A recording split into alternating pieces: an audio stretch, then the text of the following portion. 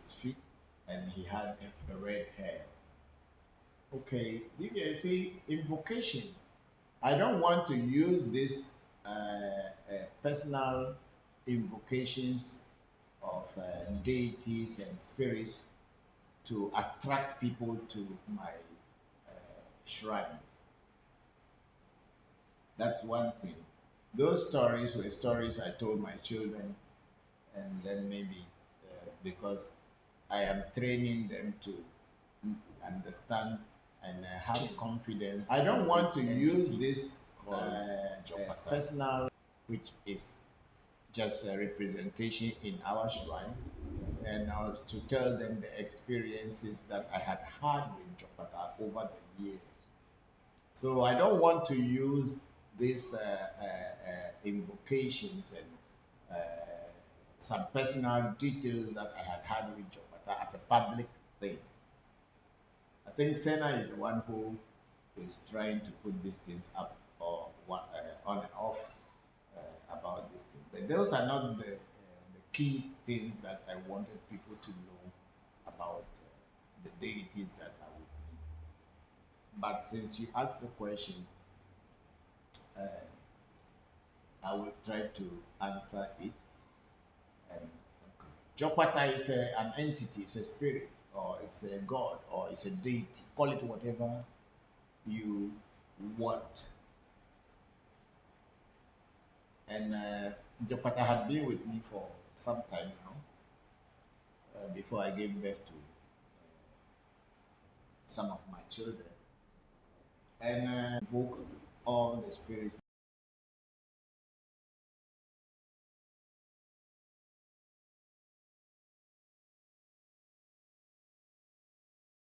that I invoke a tiny, I invoke a small boy danger, Obubu Yaya,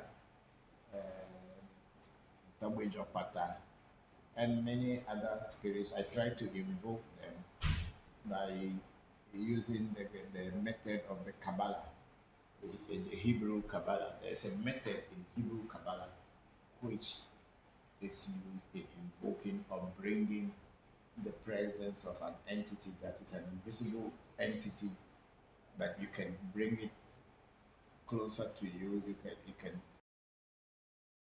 form of a human being, and you can communicate, and it can teach you, and you take notes, and then you can work with it. So that was one of the occasions that I came to Ghana, and that was back in 1998,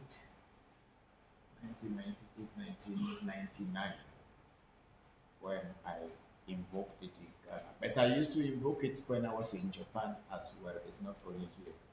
So when Jopata, when he came, or anytime he comes actually with his servants, about seven servants who will be um,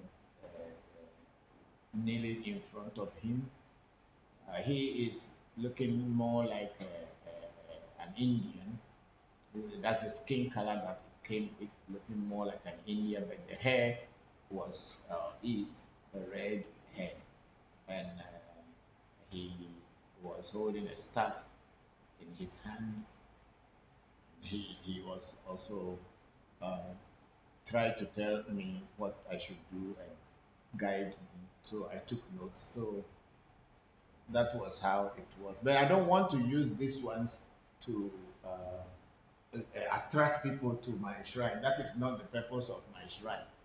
And it's not everybody that can invoke a spirit. Some people can do. But then, of course, because I am training my children to be at my place when I am not here, so I am training them with everything that I had known or had learned, so that in case one day my physical body is not here, they can do the things that I had done and then keep the, the relationship between themselves and the spirit world. So I'm teaching them, but then it's not like I am teaching everybody how to invoke spirits. But then, of course, if I find someone who is qualified, I can also teach that person to invoke, because spirit invocation is a little bit dangerous. Dangerous in the sense that if you don't know the spirit very well and you invoke it, you may end up harming yourself. And sometimes you also need to know how to dismiss the spirit into the spirit world so that it does not follow you everywhere and create problem in your life. With all respect, you need to really respect the spirit world. And you don't take it like a joke. And I have been doing this thing all my life. It's not now that I become a Bokor or doing African traditional spirituality. I've been doing this long before I even entered into African traditional spirituality. So it's been something, been a part of my life all since childhood. So I am kind of, I kind of know it better. That's not what I sell out. I'm not trying to promote spirit invocation because it's a dangerous field. It's only the people who have gotten a very good teacher who can give you direction. It's not something you can just be doing on your own because it can cause you problems. So, Vivian, maybe one day when we meet physically, we can talk about spirit invocation in general, and maybe we can talk about Togi Jopata. So Jopata is there. That's why we trust him because we know he exists. And when he tells us things and we follow, we see results. So that's why we know that there is an energy that we can count on. And of course, those of you who are initiated into Jopata, don't be afraid. Just mention his name in times of need and see whether he will be there or he will not be there. Thank you very much, Vivian, for that question. The practical thing is not stop eating meat does not make you spiritual in any way. Maybe health wise, it may help you if your body doesn't like you. That's why, but they don't think that because you don't eat meat, you are spiritual. You are not. Spirituality is a practical thing that you can use to bring changes in nature. So sitting down in meditation and you are only dreaming and imagining things until after some time you wake up without getting any power that you can make any changes in nature does not make you spiritual. But then, of course, that is the way Hinduism and Buddhism. But in our African traditional spirituality, everything is manifestations of real things, using nature in its pure form to bring changes. That's what our traditional spirituality is. How Hinduism helped me in benefited me in voodoo, uh, being a voodoo priest is I would just say it's because I have learned so many things, so it gives me that patience to be able to wait and see things manifest so that I can practically see them.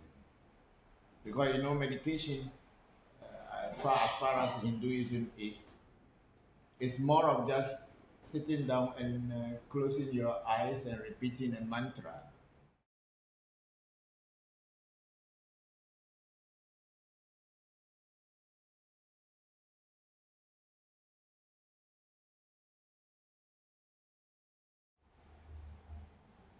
Hello, good afternoon, Revolution fans.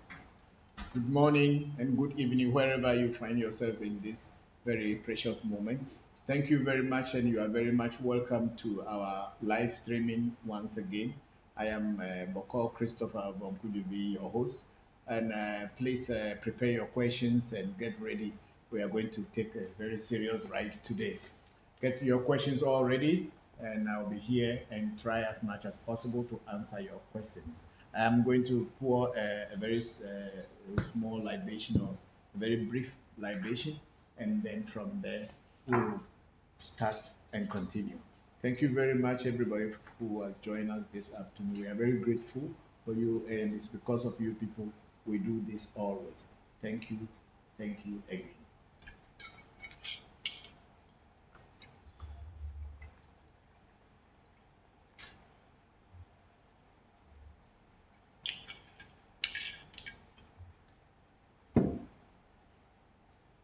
Oh, ago, madu agozie to. Me yo mauga sobolisa, mauga kitikata, mauga ese nyoto, amejoto, ese na anu ame seti enu ame, woman of evi, dokun of evi, woman of evi me bien anu, dokun of evi, ogbena, dokun of evi me bien anu, woman of evi, ogbe, ese popolipo, ese datafia. Ese glan ameglan, senyo amenyo, se Georgie, ame Georgie.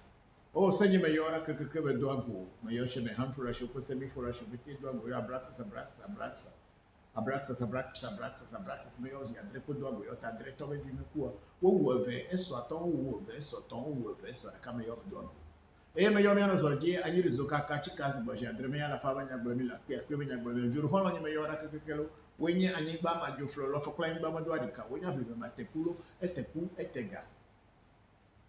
O me yo akain be chuba kain mo ba kain zo ba kain bisu ba kain tro ba kain ni ba kain ti fio kain ma mi wata ba kain ba kain peri kwa me gba haja do lo ko fe ba do ji fito ba so to doju o ya me nu da o ya mi khogba o ya mi go o kapu o pe me o zango o ya mi pe bi ra ke mi a khogbe se yo gbe re kukuru ko atole fo fo me do nyu he me do nyu me to ya mo mo ju to anu kwa pe be ni le fe mu to ba jo tu zo pe gbo mo no te pe ka jo pata be ele happy e jo fo ba jo nyenye jo pata o fe fia jo pata metro megbeda molo abi fagbe ri edi chopata neno anyi afi nia ajolo jopata ya tefe me yo amase me gbo jide to gbe de ntapa pelu ti zugbo ru ajima ogboju pe ro da lo pe nko mo valentine fa famelo va lo jo na pefu ago sapa te me yo lo ati gere me yo lo goro bodu me yo la fe keke alafia e ye me yo amega sese geja papa sese sese to gbe geje meyo brahini meyo bombochi meyo ngbe foli ko mo ke go mi go ku che kuma ko mada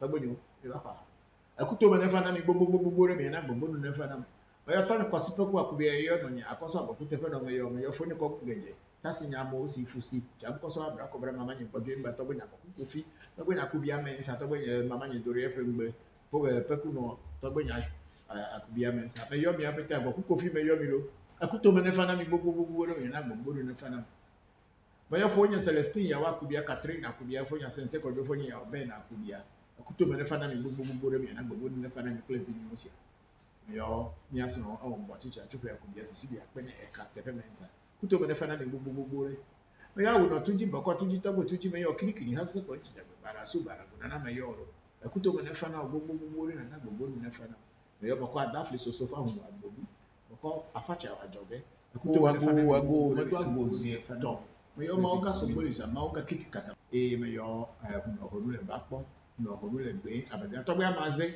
meyo ra kekekeke kuto me fana ogbogbo re ya na gbogbo re fana ni play video mi no ro ya meyo tagbi fi ato Simon Kavile abenyana si agotime meyo ala to gba na ni tretu le jita meyo to gba Abraham jivenu le chame to boko kuto me fana ni na gbogbo re fana ni play video mi no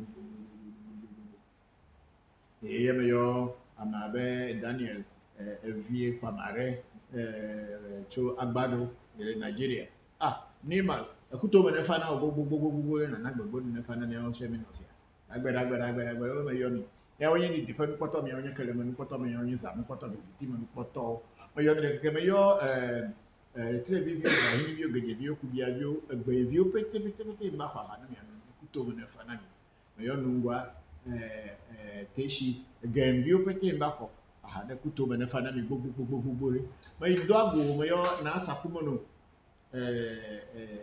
bene mbako ne no ya me yo gbobu mawu teshi nungwa gbobu mawu me yo ra keke mi ako teshi no pete mbako me na kwena gbe bi na gba si na gbe me yo abochi sakra ka me twa ba do go ko to ko ro nko ku maku e wa gbenu nu agbenu to bo le cho frantamani o fifini mu sinkra o ko fito jamba ku ocho to ko ficho he ko vi atra kable me yo mi o pete me yo to gbe hu gba to me gba vodu to ra ho gbogbo yan za pasa ni kru nyo ko to ko shi yo ko to kere ku ole mi o pete yo mi a vi communion la tata lo yo afana go no fa gbo ma je so ko se pe to so le me da pa fi ni me yo pale gbe meji ku meji wo meji ji meji le so meji mo meji abla meji akla meji guda meji sa meji ka meji tru pe meji tu la meji le te meji che meji fu meji pale che tu la me yo clever vide ke mo ko to ba do bo me to ba de nya ko ko ni di Gaba etomelo anye gba no etomena anye gba no na me ko ile de mi ato di tutu mi awo nye wala ni mi nya o mi awo enye vi ko mi nyola tata na ni Mia we afia mapa mafia. Mia odo asi na mele. Dagbe di me yo mi lolo. Efi nyimi ne toba tata de ko hen ko pe o sia. Na me ja gore le mia giche na mia ko kam. Na mia na ma awe ne de bli bogo dogo dogo dogo.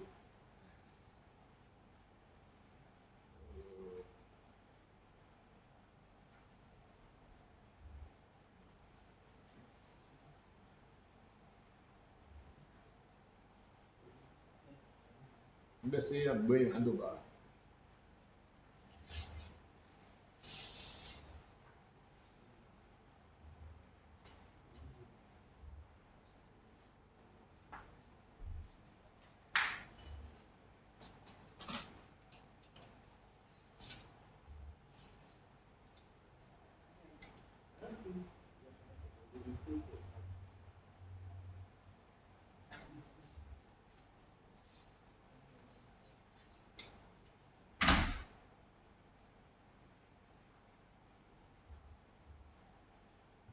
Okay, so we start from Facebook.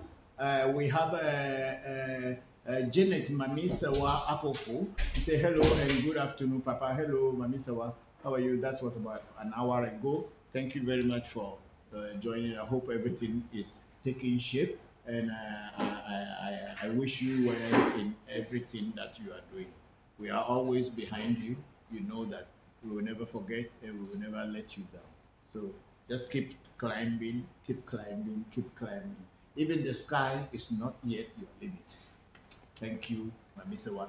And then we have Madru Stefan. Say if someone never knew about African tradition, then dreams frequently about having cowries encrusted in the flesh, and having also dreamed about three African women like giants standing in the sea behind the reefs and staring, asking telepathically, each one a different color of flower handful.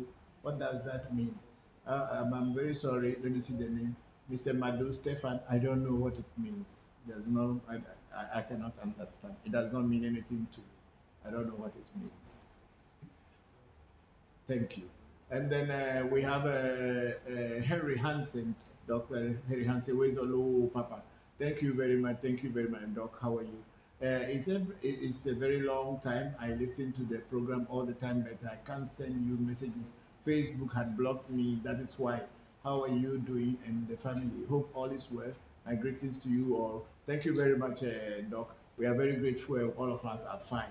Yeah, for Facebook is something that just chooses to put people in jail. If you say something, even if it is true, so long as it's not in the support of what they think is the truth, they will just sanction you. That's why I personally I took myself off Facebook.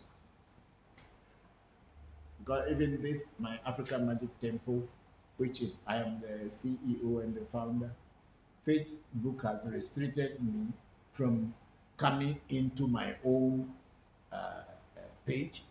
No one can even those who are admins on the page cannot even invite me. I don't understand until since last October. Not because I have done anything wrong, but I don't. It's I think that's the normal way of controlling the world. So yeah, that's fine.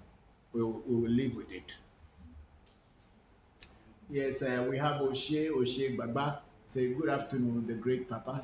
I'm so proud of you for the continued teaching of every spirituality. But you are owning the great Aboshi. I will be coming for it. My question is, can one's own father or mother use witchcraft to destroy him or her? Yes, Oshe Baba. It is very possible. It is very possible that your own parents who gave birth to you can be very wicked towards you.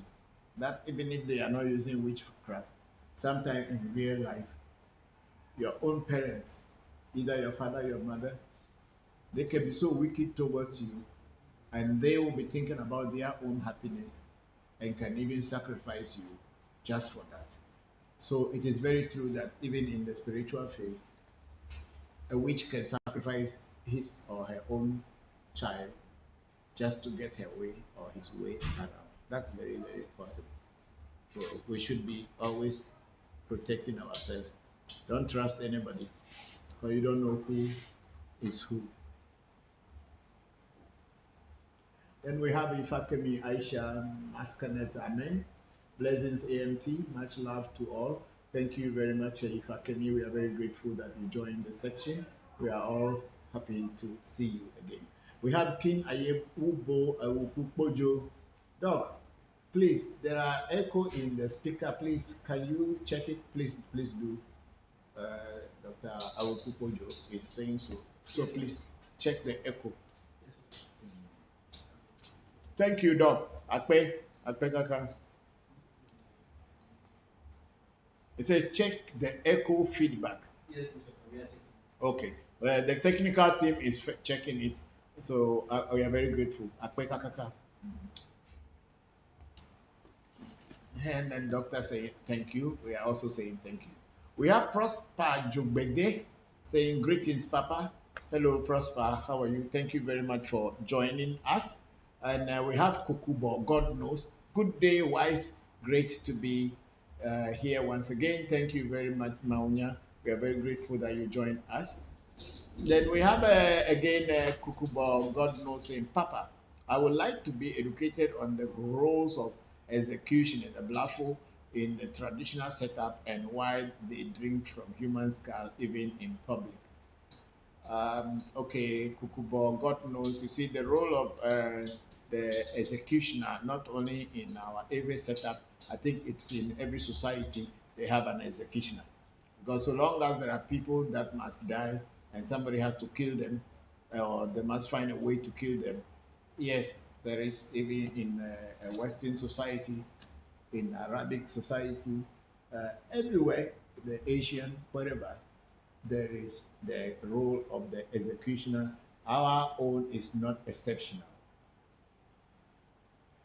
However, in the Western world, the executioners are people who are very public faces, and the executioners in the Western world are not public faces. People, they cover their face before even doing the execution, so no one would know who exactly the executioner is. But then in our tradition, the executioners play a role in the royal family, the day-to-day running of the community. So they are there and people know, and we have the name for them. Where I think the Anglo people say Blafo, but then we in Vedoma we say Abrafo, and I think the Akans are saying Obrafo, but we don't say Blafo, but we say Abrafo in Vedome Central Eve dialect. Yes, my ancestors were Abrafos in our community, so they have a very big role to make sure everything goes on well. When in the traditional setup, when they are doing demonstrations or when there is a festival or whatever, and they wanted to tell the community who they are, that is why you see the group of people who hold human skulls and then drink from these skulls. It is not for a child. If you are not from a generation of ancestral Obrafo or Abrafo or Blafo, you are not supposed to drink from that skull. Our people do it with pride to show that they are from that generation. It is not a shame for us. If it is Christianity, it's a shame for people in Christianity that their ancestors had been Obrafos or Brafo. They should go to the Vatican and see how many human skulls are kept there. So those are the truth. You go to Vatican and see the shrine where they kept so many human skulls. And I don't think our ancestors that killed more people than Christianity. But then we are kind of hypocrites, so we don't accept the facts.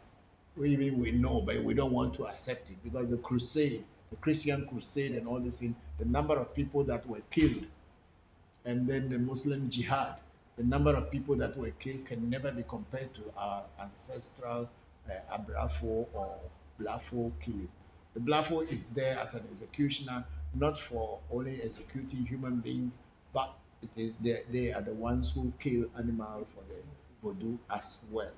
So those of them who wanted to demonstrate and to show that they are children of the generation of the traditional executioners, their children are the ones who follow it in their ancestral track by using the human skull to dance and also sometimes drink from it. So, Ukubo, God knows that's my answer to your question. Thank you very much for that question. Yes, we have Jane Tiffany Mamisawa Akufo in the US saying that interesting story. How can we get some of these tales and stories? These stories grandparents used to tell children. What is the story that was there any story there you people shared earlier? So the recap of last week, we were telling all those stories. Which stories? Stories about like the whole fire and all the mouth and the listening. Ah, okay. When I described the okay, okay. Okay, Mami Sewa, those stories are in Afa books, but it's more like an oral stories.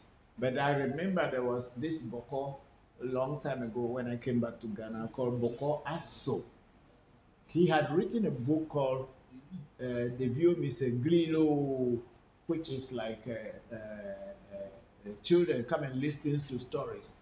At the time, he had given it to Ghana Education Service to publish it, but I don't know what has become of that book. And those were just the stories of Afar stories that uh, were written for schools to study. He never said it was Afar story, but he just wrote them as short stories and children's stories. And I'm talking about 22 years ago, he was trying to let the Ghana Education publish those stories.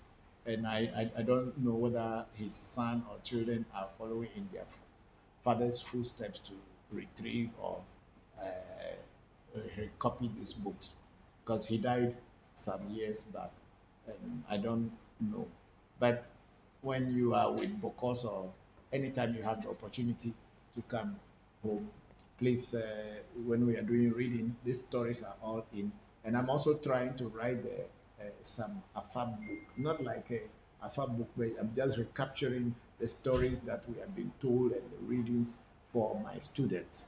So those who will become Bokos at our shrines in the future and those who had already been Bokos from here will be able to have this handy book to be able to use it in doing reading for themselves and the people that may come to them. So I've just started putting the stories together. Thank you very much, Amisawa. I'm very grateful. And I think that's it for. Oh, do we have any? No. Yes. I think I've already just answered this one. No, no, you have to like it. If you don't like it, how do you know that I have already this? And then we have for Destiny. Fiave is a Elache. Thank you very much for Destiny. And then we have Wise Survivor Flex. Hello, Papa. Good afternoon. Aiko Wise, thank you very much. And Aiko to you too. And then Wise is saying, Papa, I greet you once again. My question today is it easy for people to swap up Destiny? No, it is not easy for people to swap up. And what are you going to swap it up with? Nobody can swap your destiny. What may happen is that if you don't know how to work your destiny, there may be challenges that you cannot easily overcome. But if you can overcome your destiny, or if you know how to work your destiny, there is a possibility that there is a way you can edit it and get the negative ones out so that the positive can blossom. That's what it's been. Someone swapping your destiny for somebody else, it's not possible. Destiny is not like just what we are saying. It's a whole God on its own. Can you swap a God? It's not that easy. Oh. People who do not know about these things are the ones who tell all kind of stories that they don't even know what they are saying. But anyway, thank you very much for that question, Wise Survival Flex. And then Wise again say Facebook always fear the truth, so they don't allow us to express ourselves. I agree with you 100%, Wise. Yes, they don't like. I mean, it's a political thing in one way.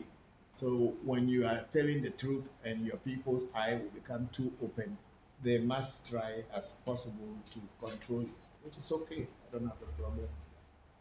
When Facebook was not around, we were still existing. Facebook is around, we are still existing. And maybe tomorrow, if we are gone, Facebook may still be existing. Or maybe when Facebook is gone, we may still be existing. Nobody knows. We are all complementing each other. They are there to promote us, and we are here to share information on their platform. Yeah. Yes, we have a wise Papa. Please, I want to ask if I do a consultation and I'm told my father is my health guardian angel, what will I do to make him happy in the spiritual world? I think wise, the person who did the consultation for you should be the right person to ask that question to. Because he's the one who saw that your father is your health guardian angel. He and he alone is the right person to tell you what he has seen, and then will also tell you what to do to make your father happy. Yeah. One thing I don't do is that I don't somebody else do a reading for you and saw something for you. Then you come and ask me what should you do. Why won't you ask the person who did the reading so that he is the one who saw what he saw? He should be able to break everything down for you and make it easier for you than you going to another third party who does not know anything about that reading to explain it to you. Please, with all respect. Okay, then we go on the Henry Hansen again. Dr. Henry Hansen, say, who is Papa? The the Shaolin master is a very big.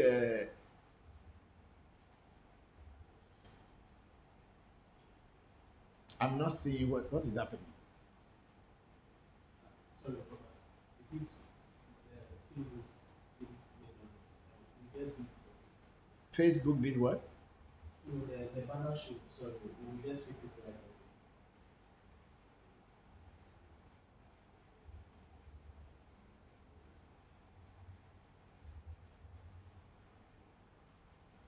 This will make it fine. So it's not you who put the banner there. No, please, Papa. When you move it, sometimes it shows. Or they don't want us to read the people's Don't worry. comment.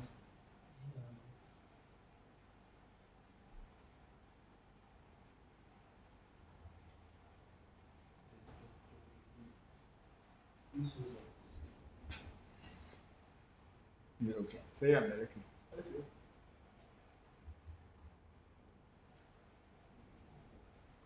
Okay, so I say the Shaolin master had Facebook had blocked me, so I can't. Okay, I think we read that one already. that's what you're reading. Papa. Sorry. I like it. No, no, we had. I had read this one earlier. It came out earlier, and I read it already. Okay. So I don't know. Maybe you people you didn't like it. That's why it came back like I didn't read it. I had read it already. Yes, please. Papa, please, we'll move to YouTube for questions. Okay. So we are on YouTube now. Please, it's too small for my eyes. Yes, The font is too small for my eyes. yes,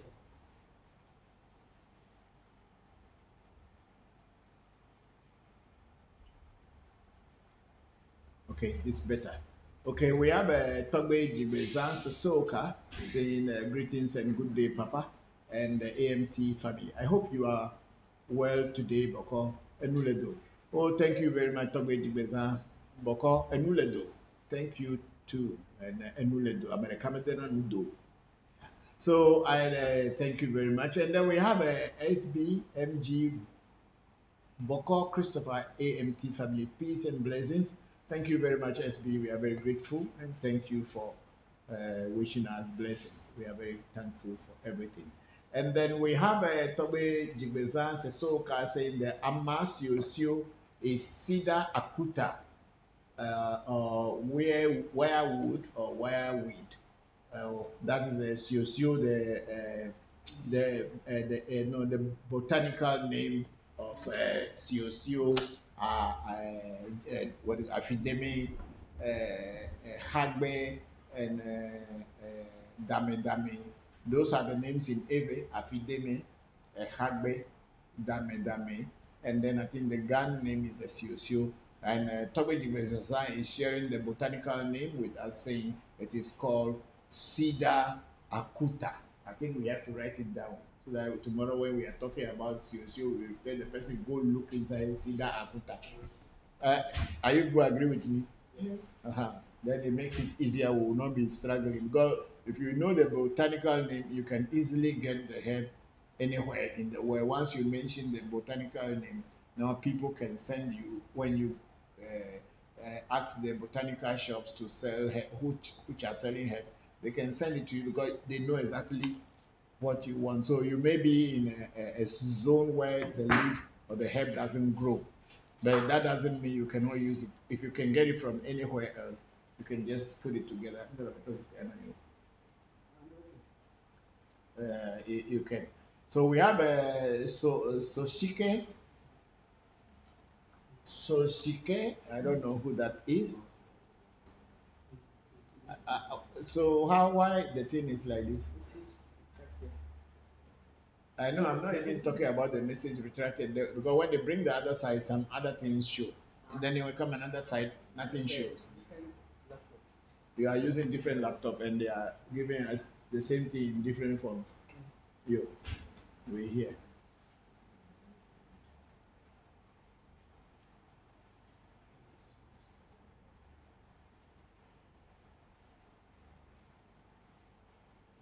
I think we are done. We have this is done already. So no, I've not read the Mario one. Then we also have a Mario from India, Mario Young from Chennai in India, saying that evening daddy and AMT family greetings from India. Thank you very much for joining us, Mario. I'm very grateful. And my regards to the whole family in India.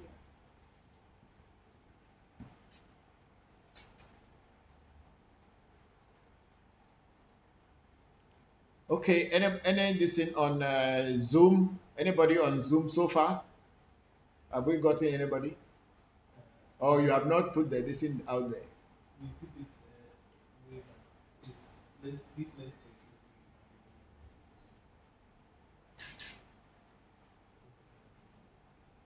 No, please, there's no one. Okay, so Clubhouse, is anybody in Clubhouse who is ready to ask any question or put in some words? But before Clubhouse, we have on YouTube, we have Owusu Asiedu. Papa, I want something to attract a white woman in my life. Mr. Owusu Asiedu, why white woman? What will white woman do for you? Why you want to attract white woman? I think the best way you could have said this is, I want something that I can attract a woman. Why white woman is not different from black woman? They are all called woman. So if you if you will say it in a very simple way, what do you want the white woman to do for you? Anyway, that's your problem.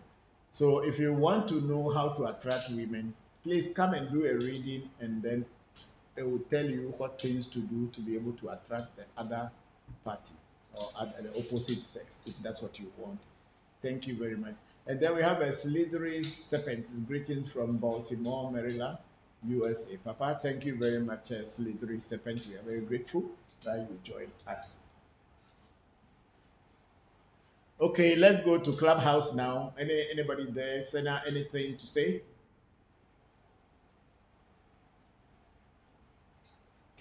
Yes, thank you very much. I think that so this week we had Tobe Jigbeza is joining us here. You should speak, bring the microphone to your mouth. Interesting testimonial of Tobe Jogbata. So I will give him the opportunity to also share that in his own words, what happened and his own experience with us so that other people can also learn from his experience. Thank you. Okay, you were saying that Togbe Jibezan had an interesting testimonial to share with us. Is that what you are saying? Yes, Okay, so yes, okay, Papa. then Togbe Jibezan can join us and we can all listen to his testimonial.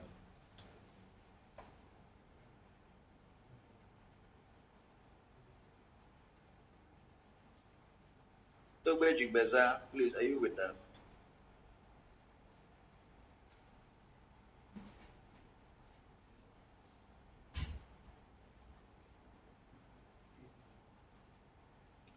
I think maybe he's not by his phone right now, but Okay. I will quickly ping him so that yes.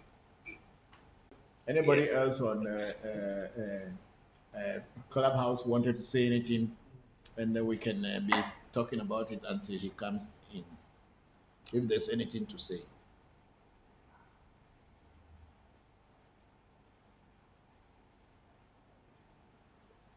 Okay, please, Togbe Jigbeza is saying that he's having some technical issue with the clubhouse, so that will Okay. solve the issue. Okay.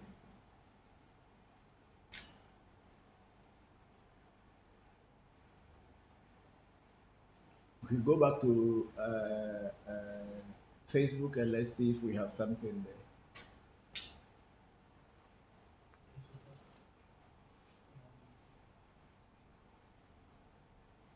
Not yet. Yes. Okay. This one seems to be having a bit of internet issues. We're having internet issues. But I just loaded the.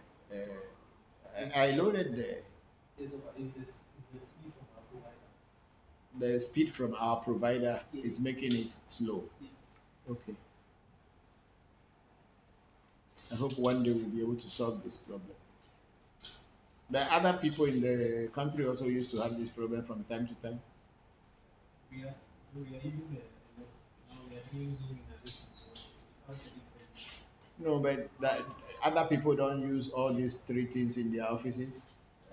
They use, but they are package because like our place pay about 8,006 every month.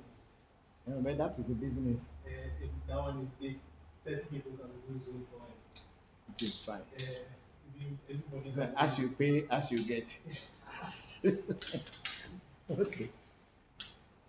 We'll be back. It's coming back little by little. We are reducing the number of You. It will be well.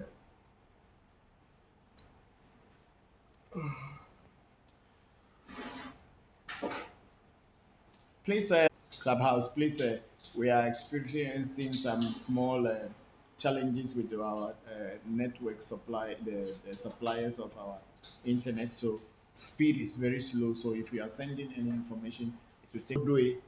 It's not correct. It's WODOE. Wodoe. WOGBUGBOR. Odre wo bu bo. They planned it, but they have retreated, or they have they've planned it, but they have retreated, or they have failed to execute it. That's what it means. Odre wo bu bo. You know the herbs in every land, each herb, Thank you. the name tells what the herb can do. Just by mentioning the name, you know what the herbs is for, even if you are not a herbalist. Even if you don't have so much knowledge about herbs, when they call that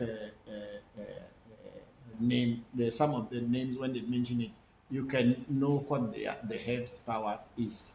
Odwe Ogbogbo, they plant it, but they have not been able to execute it, or they have retreated. Odwe Ogbogbo. But the word is a bubo, means try to return or turn back from where you were going.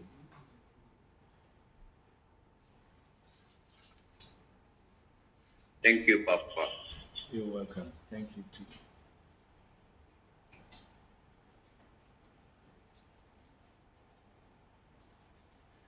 Oh, please, we are still having, Toby Jigbeza is still having challenges.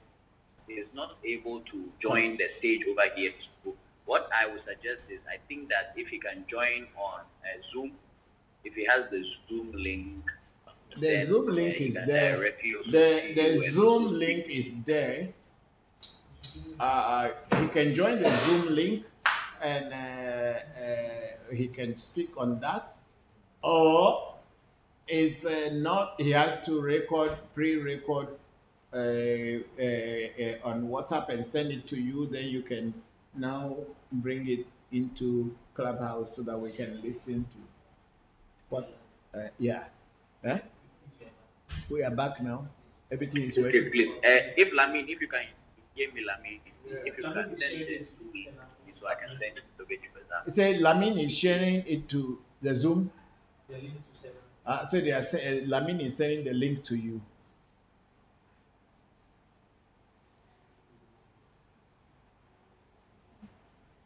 Please, yes. Okay, Senna, they have sent the link to you. Yes, I've received it and I've also sent it to the better. Okay, so find a way, one way to get it done, and let's see. Meanwhile, we are not having people are not asking questions. I don't know why. And if the last minute that I'm about to close, then people started overloading the system with so many questions. People don't ask questions the time that we are here. When it's about 5 or 3 minutes to go, then everybody's sending their questions.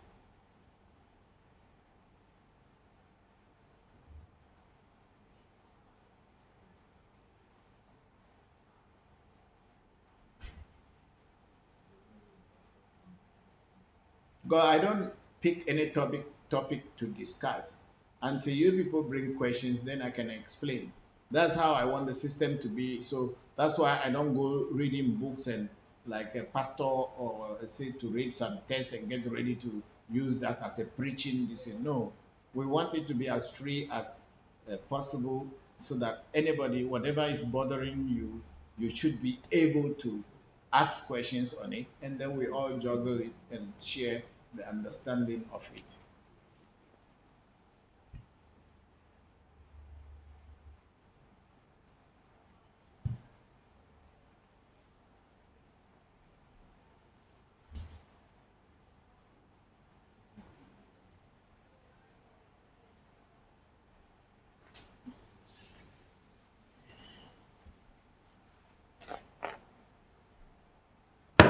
What is it? Okay, we have some on YouTube. We have Sosike. So talk me a question on child conception and birth control, specifically on terminators. Can you please offer some general insights on how this sits with Seth and the ancestors? Thank you. Okay, thank you very much, Sosike. Thank you very much for joining us. We are very grateful that you join us. I think if I can understand what you are trying to talk about is a child conception and then the termination, which in a very simple and crude language we are saying abortion, conception, and abortion. We thank God for your question. Um, there was a time that I had spoken about what is abortion, or what abortion does to people, or what abortion does to people. Uh, when we as a people are sitting and we decide to take actions on our own, we should always be also ready to accept the consequences or the repercussions of such actions. When a child, we will start from a death. Let's start from death. When we are living in this world, we are body and soul. Everybody knows that we are body and the inner self, which is called soul, called esse, called destiny, called atma. Give it whatever name you like. But then there is an inner spiritual part of us, which is the soul. The soul can only exist on this face of earth if it has a physical representation or a physical object in which it can, a vessel in which it can travel in. It's just like the snail and the snail shell, the tortoise and the tortoise shell. Without the shell, tortoise cannot exist. And without the shell, a snail cannot also exist. So in human life, the human soul or the human destiny or the human atman or the inner self, a say, krabia, just call it what you want, lives within the human body. That's why in part of the Bible, I cannot know the exact quotation, but it's in the book of Acts that Jesus of Nazareth was saying that ye are the temples of God, and the God that you are seeking about lives within your heart. Eh? Yeah, it's in Acts. Okay, you people can check it. So you are the temples of God, and God lives within you. Which means the truth about the God we are looking for in heaven and we are working towards it seriously to go to heaven one day is all within us. So heaven in itself is within us. So is hell. So when a human being dies, only the physical body dies. The soul doesn't die with the physical body. The soul moves out of the physical body and the body falls apart and we say person is dead. So where is the soul? Where does the soul go to? Where will the soul be? When the soul is out of the body, it will be in outer space or with the psychic world, functioning as if it is another human being over there. Just like when you are dreaming, when you are having a dream, in your dream, your body is sleeping on the bed, it's like a dead body. Meanwhile, you are dreaming, you are moving from one place to another, performing activities, because that virtual reality to you, it was real. Until you wake up on this part of the life again, before you will say it was a dream. I don't know whether all of you are you people following me, what I am saying? So like in a dream, when we sleep, we are performing activities, but our physical bodies are lying down on the bed, yet still our mind, our soul, our spirit, our destiny, our atma, our jogbese, and all these things are performing activities in another world. Let's call that world a virtual world or the metaphysical world. And we are performing activities. And the activities that you are performing there are so real that until you wake up on this side before you say, I was dreaming. Because you realize that you are still on your bed. So where did you go? Where are you coming back from? So when the human body falls, and we call that body a dead body, the soul, the atma, the inner self, the jogbese, is still active in another world, but it does not have a physical body, but it is still active in another world.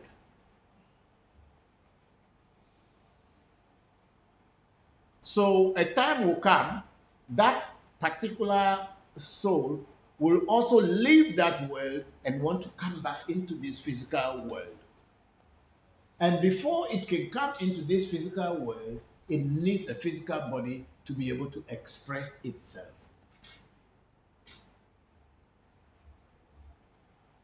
And how does it get this physical body? Is it going to come and enter somebody's body where there is another spirit already? Or is going to enter a dead body and the dead body will wake up? No, you know, when a person dies, all biological and what do you call it? Activities of the human body cease. The heart is no more working, the brain is getting rotten, everything is dead. So the body, this bodiless soul coming from another world, this world the Aves call a sepe. A sepe means where a se, where your soul lives or came from to this physical world. That's why even we have some children in our Ewe language, the parents give them sepenya, means this child is bringing a message from the world, the virtual world, into this physical world. A sepenya. There are some children giving such names. So when this soul wanted to come into this physical world and start its journey or continue where it left off, it looks for a very congenial atmosphere, people having parents having the same kind of wavelength or vibration with that bodiless soul. So this bodiless soul in another virtual world or in a psychic plane is trying, it is time for it to come into this, our world. And when it lived there to he or she is also going to die from there and appear in this place as a child. So as it is when you die from here, you appear there as either a child or whatever you appear. But in our dream, we are very active like adults as we are. So I may imagine that when we die, we are just in our dream and we don't come back into the physical world. So we may not be a baby.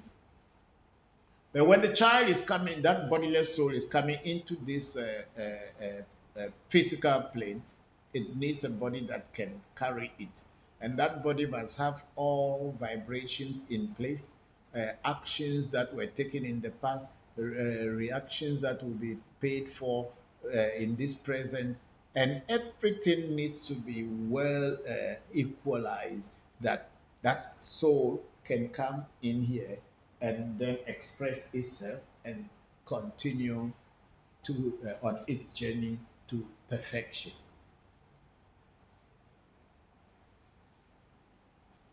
So when a man meets a woman and through sexual intercourse, conception takes place. And when conception takes place in the womb of the woman, these bodiless souls in this virtual plane can identify that they have a relationship in congeniality with this bodiless soul, or this fetus in the womb of a woman has got similarities or things that are equal for it to assume to come into that thing. For instance, if you are a thief, and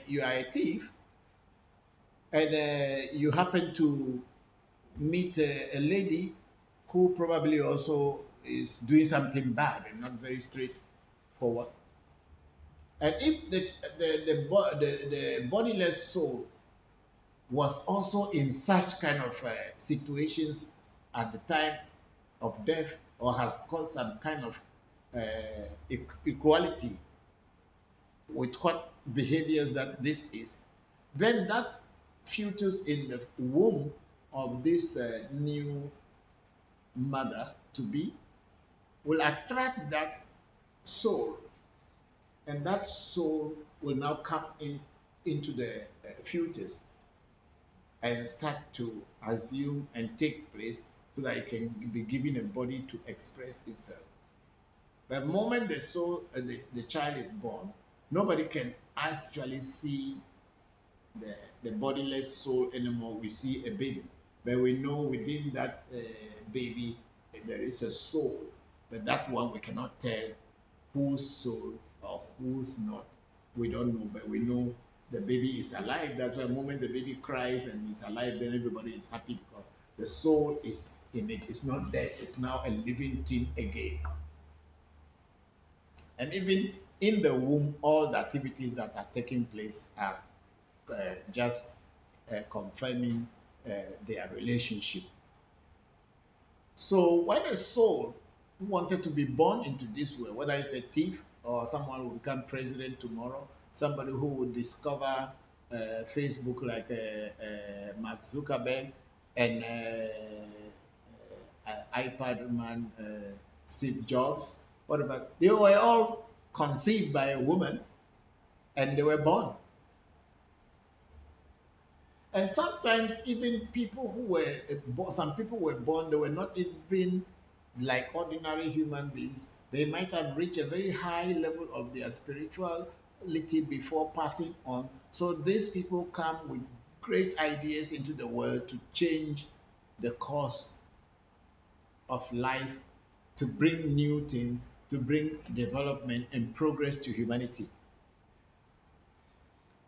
Microsoft, and all these people somehow they had been somewhere in this life at one time, but they are coming this time is to create new things, just like all inventors.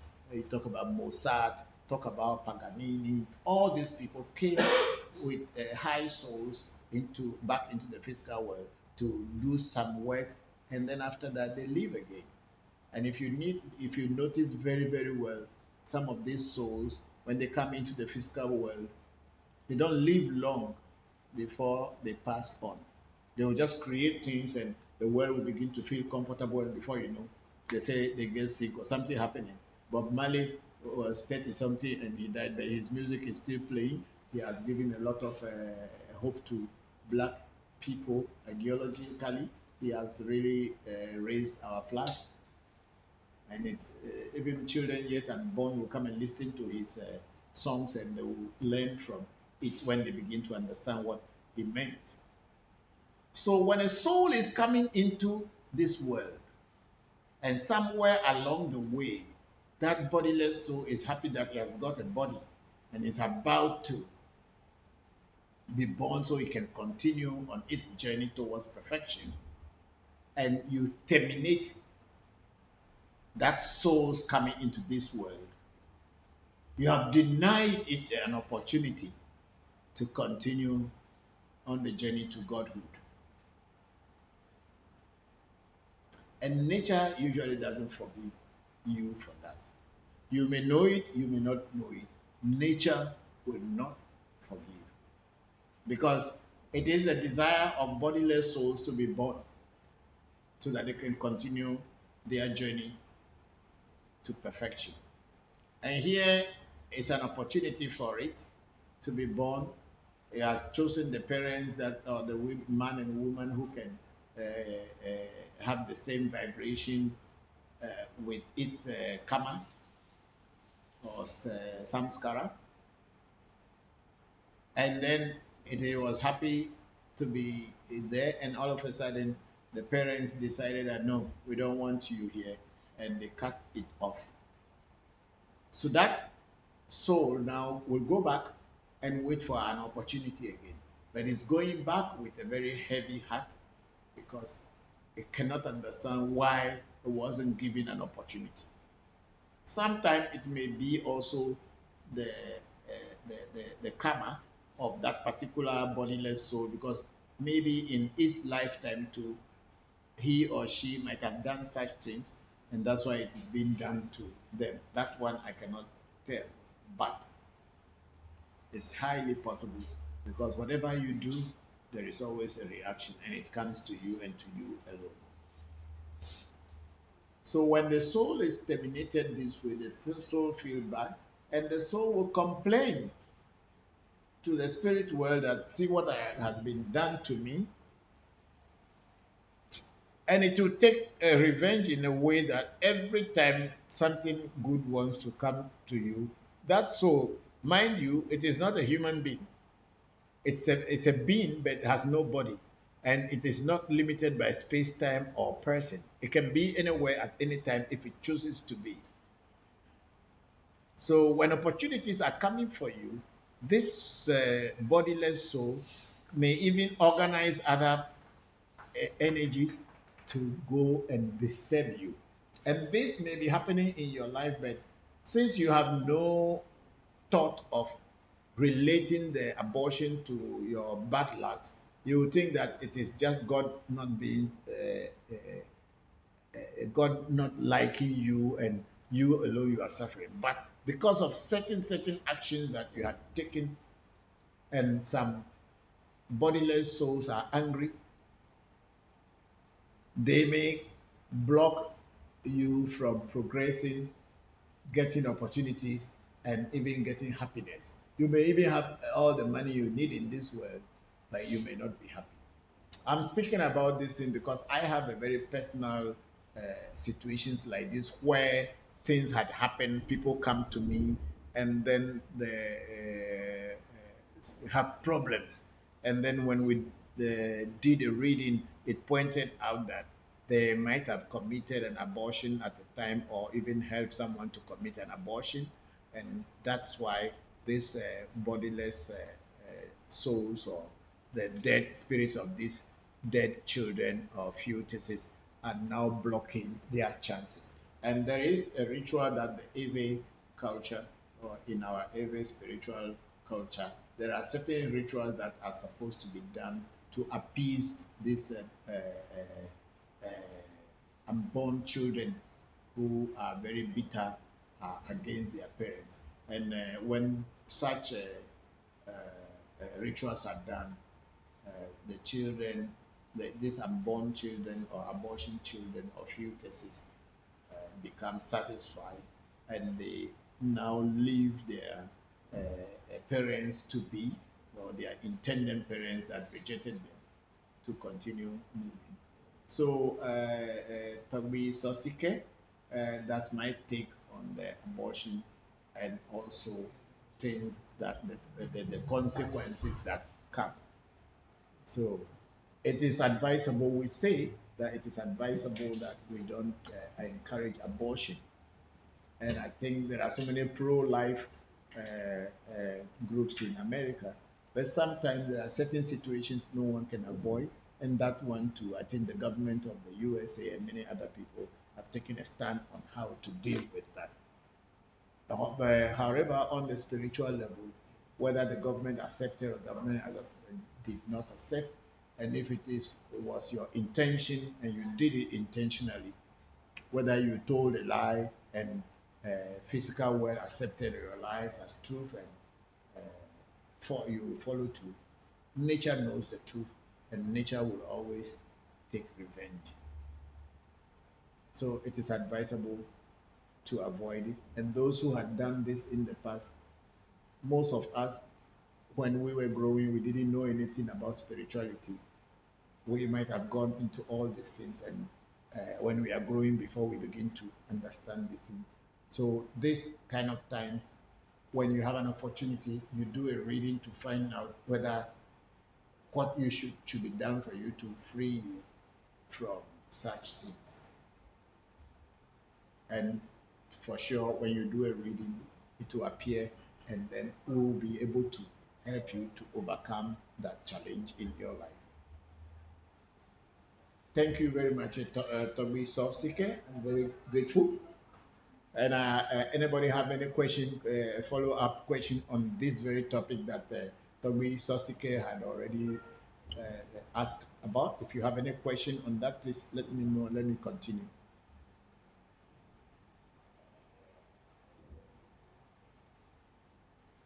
Hello, Papa. I just wanted to remind you that I think Twitch is on Zoom right now. Okay, Toby Jibeza is on Zoom. Okay, so let me. I'm right. It's not. The Zoom is not coming. Can you hear me on Clubhouse? You are on Clubhouse. Yes, okay. We can hear you on Clubhouse, but we can't even see you. Okay, on the Clubhouse, the Toby Jibeza is. Yes, greetings. Yeah, Toby Jibeza, 1 minute, 1 minute. Just be on. I'll be in touch with you soon. Let me just finish the question that somebody No asked. problem. Okay. So now, Tobe Sosike, that is what it is when we talk about the essay, the Atma, the inner self, the destiny of a person trying to come back into this world again. Okay, so there is a Mike Perea who say, Papa, how can you use spirits to enhance your memory when you become older? Thank you. You don't use spirits to enhance your memory. Oh, okay. Yeah, it could be that you use spirits also to enhance your memory. When you are connected to spirits, why do you have to ask again that question? When you are connected to spirits, spirits should be able to take you through what you forget. They will tell you. Yeah, they will tell you what you forget. If it is necessary that they have to tell you, they will tell you. However, we have a herbal medicines that we take so that they can sharpen the memory. We do have that one. And people who takes them, it helps them a lot. Then we have Ian Campbell saying, Papa, what are some of the cleansing rituals someone who had a miscarriage? When you are talking about miscarriage, I don't know whether there are any cleansing rituals special because miscarriage is not abortion. We are speaking about abortion here. An abortion is an intent to kill a child that you don't want. It is not miscarriage. So miscarriage, I don't know whether there is any rituals that has to be done because that is an accident. What I think could be done in such a place, in such a situation, is either there are certain things we call trying to keep the child lady to hold it down so that there are certain things like putting a bead on the waist of a woman when she is pregnant so that she will not have a miscarriage even if the baby doesn't want to stay because of the beads that will be done in a spiritual ritual before putting it on her waist, she will not have a miscarriage. She will give birth to the child. And when the pregnancy is old enough to be delivered, that is the time that either the beads by themselves will cut off or they go back to the Bokor or to the spiritualist and will do a prayer and then remove that bead from the pregnant woman. And then within a short time, maybe a week or less, or maximum 10 days, she will deliver the baby. These are all things that were set down by our ancestors. They have been there long, long before my great great grandfathers were born. And we are just following in their footsteps. So, miscarriage is not an intent, it's an accident, and I don't know whether there's any ritual on that Ian Campbell.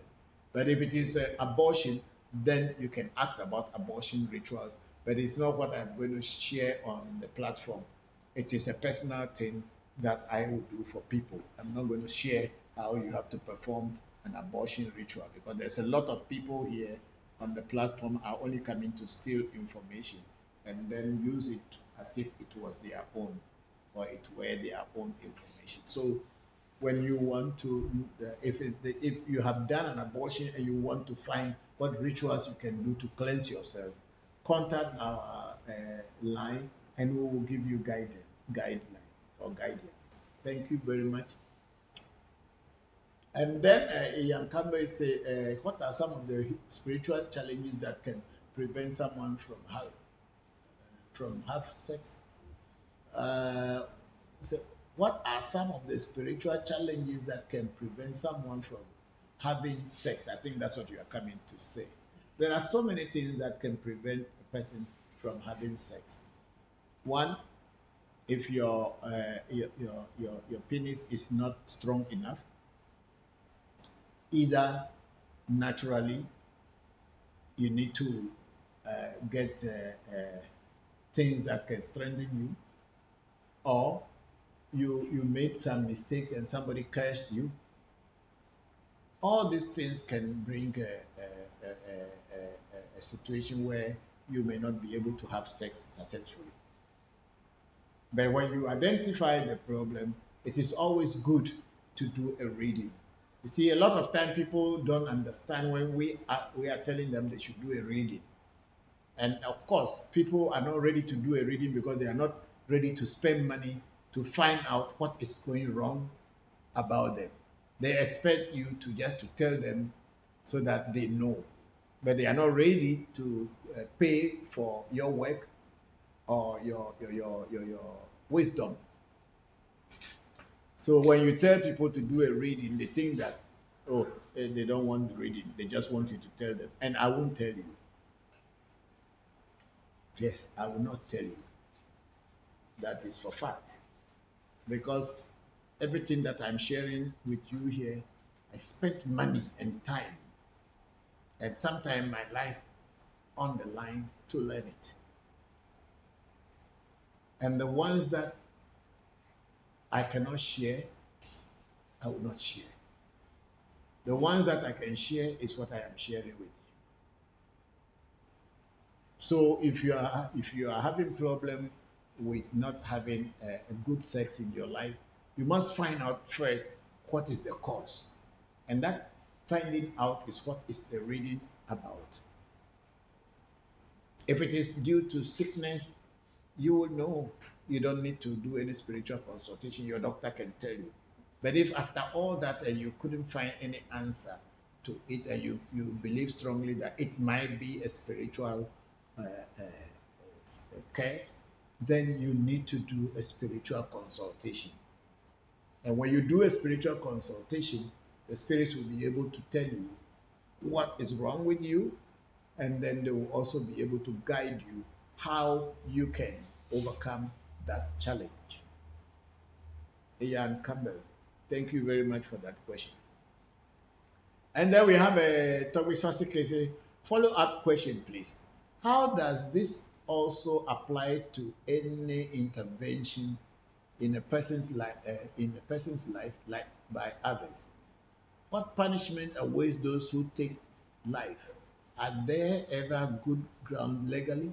Self-defense? One thing in this life you should know is that you owe your life to yourself and to no one else. It is only by grace, if you want to use your life to sacrifice for other people, then it is up to you. But you owe a duty to yourself, to your own true self, as the first and foremost. So when you are confronted in a life and death situation, it is your duty to defend yourself, whether the other person dies or lives. It is your duty to defend you, because it is you who is living. That's why the world lives around you. You are the nucleus of your world, and if you are no more there, nothing exists. So you owe it a duty to yourself to defend yourself all the time. So in a situation where someone attacks you, if whatever you can use to defend yourself, you must defend yourself. And I think it has nothing, no repercussion, no karma whatsoever, because you need to live. However, if you choose to kill someone due to your greed, anger, dishonesty, and the fear of being exposed, and you are terminating somebody else's life, then of course you have to pay for that, because you have no right to terminate other people's life if they have not threatened you. And even if they have threatened you, they have not threatened to kill you, or they have not used anything to attack you, you have all the right to defend yourself. But if they didn't do that, then just killing them in injustice or out of greed, you will pay. It's just like when a snake is coming to bite you. When you kill the snake, are you committing a sin or a crime? No, because if you don't kill the snake will bite you. But a snake lying down quietly without provoking you or whatever, and you just go and kill it, that is why you pay. Everything has reason and must well be used with logic to understand that. Whatever you do, think twice before you act. Don't just act finish before trying to find out what you should do. If you defend yourself, I don't think any law in nature is going to be against you.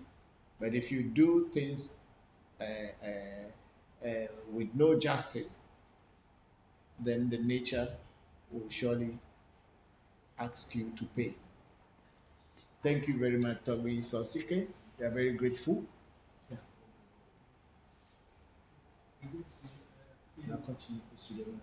Na for mail.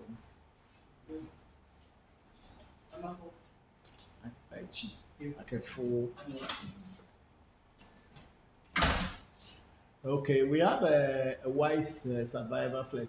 Please, I can't find the Zoom link on here. So please give him the Zoom link. Yes. You have given to him already? Okay. Then we have a belittle. Say, Papa, it is said that you can't mention the names of certain spirits because they are they act immediately after they are mentioned. Does it happen when you are not an initiate? And why? I don't know. Belittle. They say you can't mention the name of some spirits, and because if you mention their name, they appear immediately. I don't know because I've never had any experience like that before. People say things for saying sake.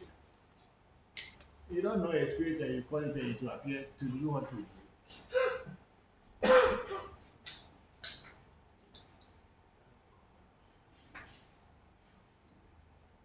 If you mention a spirit that you don't know, what is the spirit? Does the spirit even know you before it will appear to you?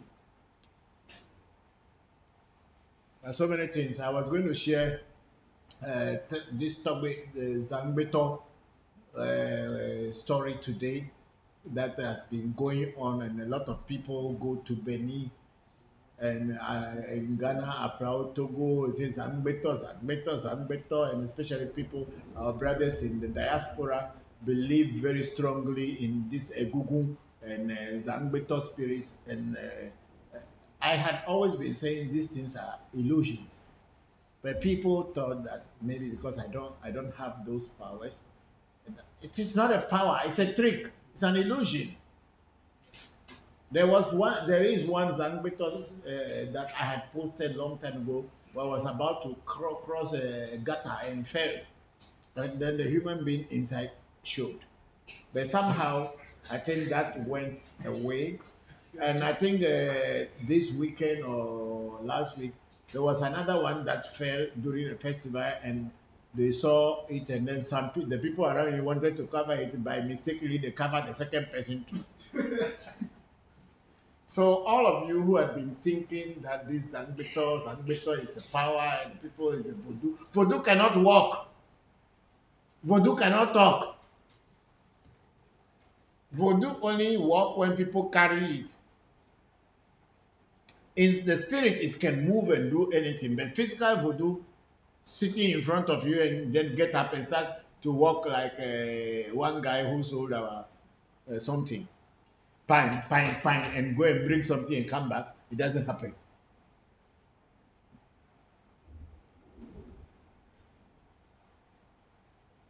Voodoo talks to people through the mind, and you can understand clearly what the voodoo is saying, and when you act on it, you'll see results. But voodoo talking to you like the way I'm talking to you, it's a scam. It's a scam, and it has been very well perfected by many people, so much so that you, a novice, will never understand. And sometimes a lot of people spend all their lives chasing a shadow, something that doesn't exist.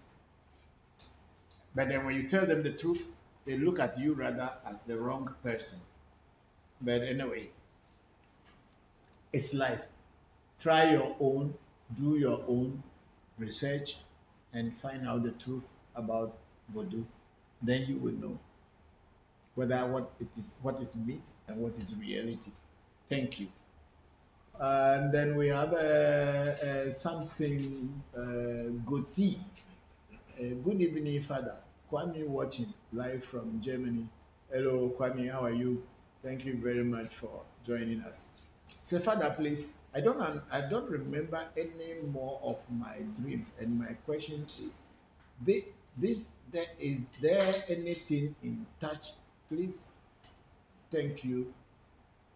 Okay, Kwame, I think what you can do, if you don't remember your dreams anymore, there are certain things people can do. Maybe there are certain herbs that people can put under a pillow, and then there are certain basic prayers like libation you can pour before going to bed. And there may be certain things that you can practice on your own to be able to reset your mind. It's not that you dream but you don't remember because your subconscious mind and your conscious mind are not relating very well, whereby you can capture things from the subconscious before it closes. So this is where it happens to all of us. I even here I will dream and I will not remember. But there are certain dreams that when I dream and I don't remember the first time, the dream will repeat itself again if it is real so that I can always remember. So we all do dream sometimes and forget. But then there are also simple rituals that are done to restore the memory so that you can dream and remember your dreams. And the Bill literally says, Papa, is there any meaning to dreaming in dreams? That one I don't know. How you can dream inside your dream, I don't know what it means that you will be dreaming and then in your dream you are again dreaming inside your dream. Then you are on what do they call it? Seven heaven. And because you are dreaming, you are sleeping, you are dreaming. Then inside your dream you have another dream again. Me and you are experiencing that before. You too. Me, I've never had a dream inside dream before, so I don't know. You might have been on a very different level. It could be a very deeper and deeper understanding. I must talk to some elderly people to find out that why should you dream inside your dream again? So which one are you going to wake up from first? So I don't know, but I'll find out for you. So be little, I'll find out, and then maybe in my next talking or next Sunday, if I'm able to get some answer, I'll let you know.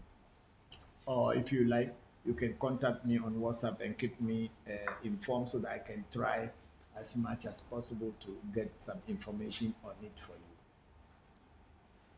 Then, because when you dream, that you are dreaming in your dream, because in reality, dream is like a death, you know. When you sleep, you are dead, and your soul is or your spirit is now working while your physical body is this. So if you again leave that state of dream and go into another state, that's a very very uh, serious thing, which I am not very much having any knowledge on at the moment. But they say it does happen, so I'll find out and then I'll let you know.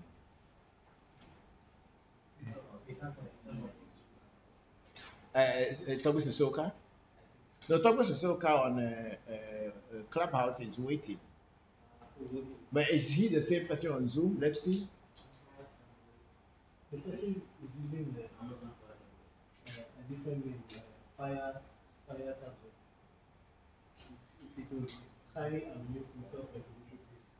Okay, let's please unmute your microphone and let's talk, please.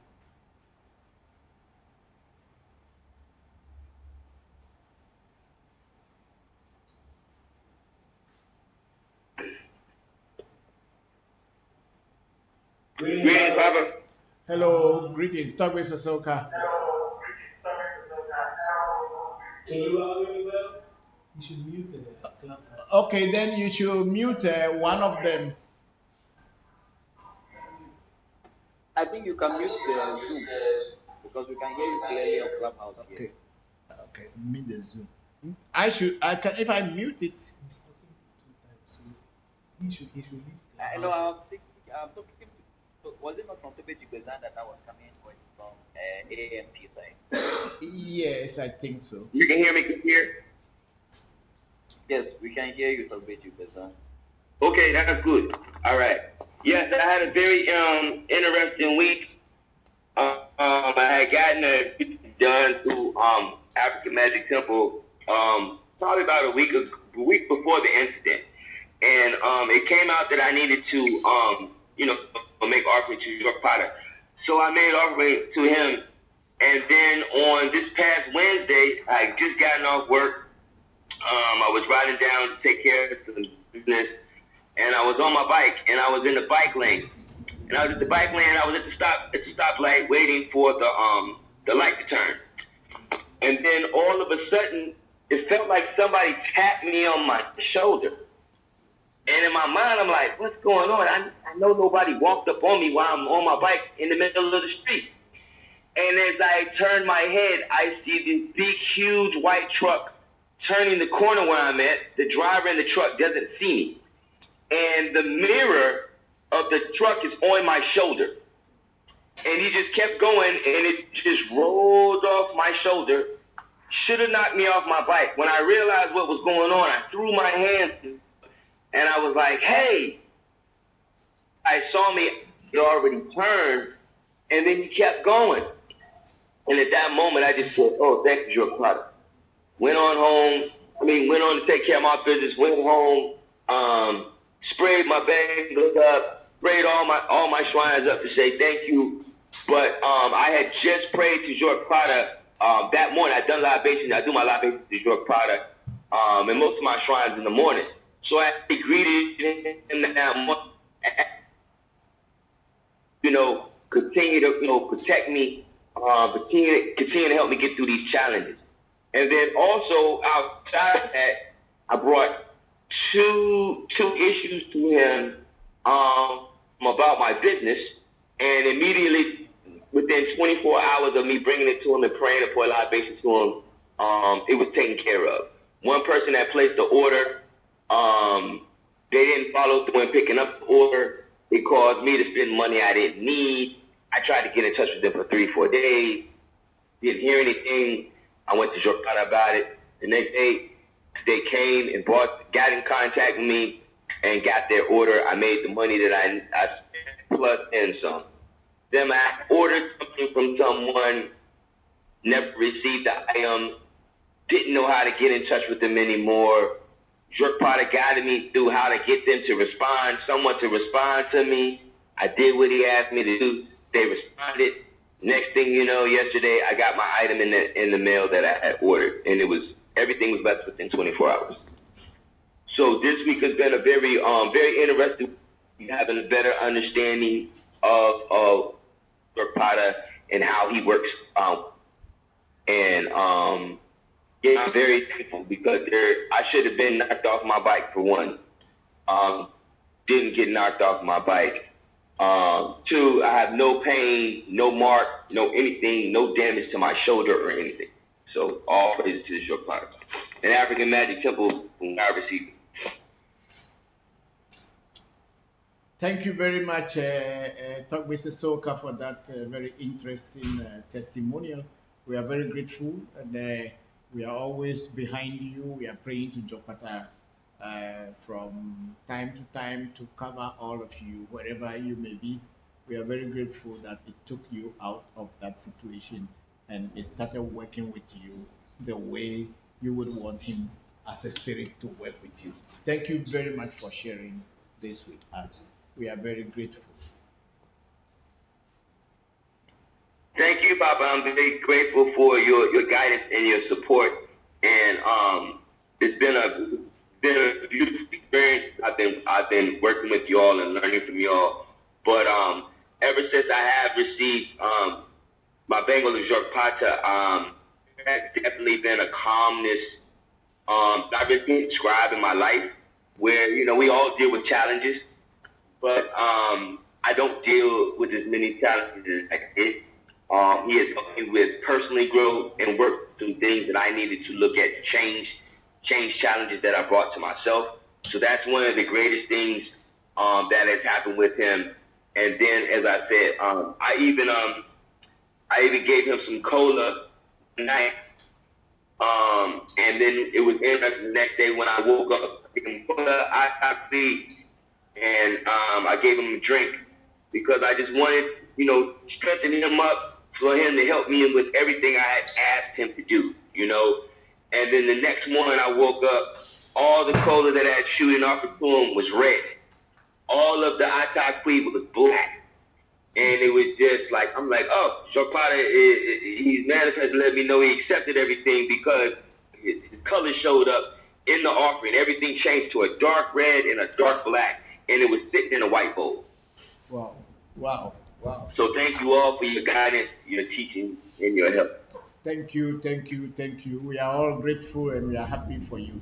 Thank you very much. Until you have your own personal experiences, all other people's experiences that are told are just stories. And when you start to have your experience, that's what gives you the confidence that what you are dealing with and what is with you and what is protecting you from the psychic plane is not just a joke. I'm very happy that you are beginning to work and understand Jopata, and Jopata is understanding you. And then I think you have a very long way to go together to achieve greater things. Thank you very much, Tobe Jigbeza.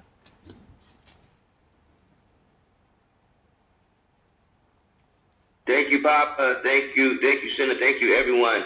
I mean, even for me, Jerk Potter has even been showing me how to better work with the shrines, the Orisha that I have already. He's helping to strengthen that relationship with them and showing me how to work with them in ways that I hadn't even thought about, just through working with him. So everything is growing. I just want to thank you all very much. Thank you. Sena?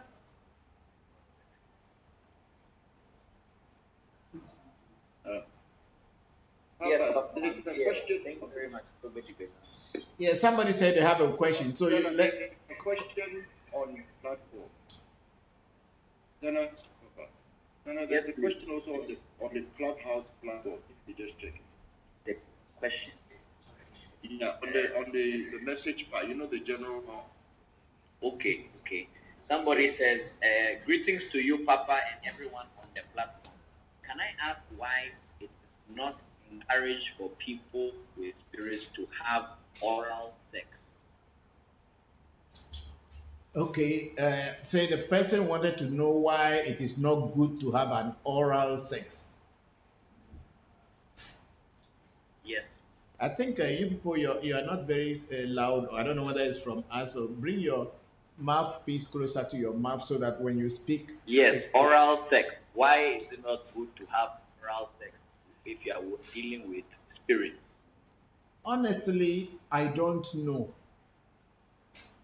I don't know why it is not good to have oral sex when you are dealing with spirits.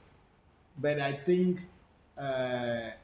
we as human beings, we know what sex organs that are supposed to be compatible to each other and the relationship between the sexual organs.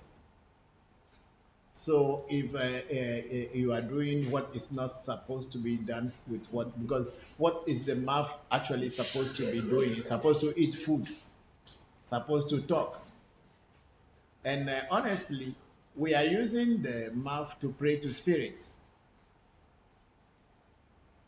And if the same mouth that you are using it to be speaking to God and speaking to spirits, and you are using it to eat pussy, how are you going to talk to God? I mean, I don't know, but that's my take on it.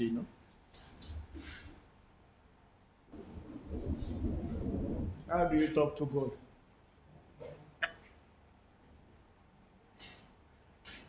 And you expect God to hear you?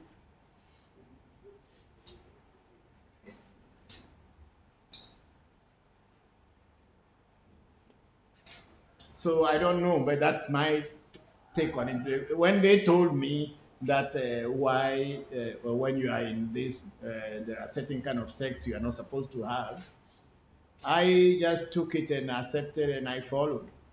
I didn't ask the questions to my teacher why, because for me personally, I'm just a good student.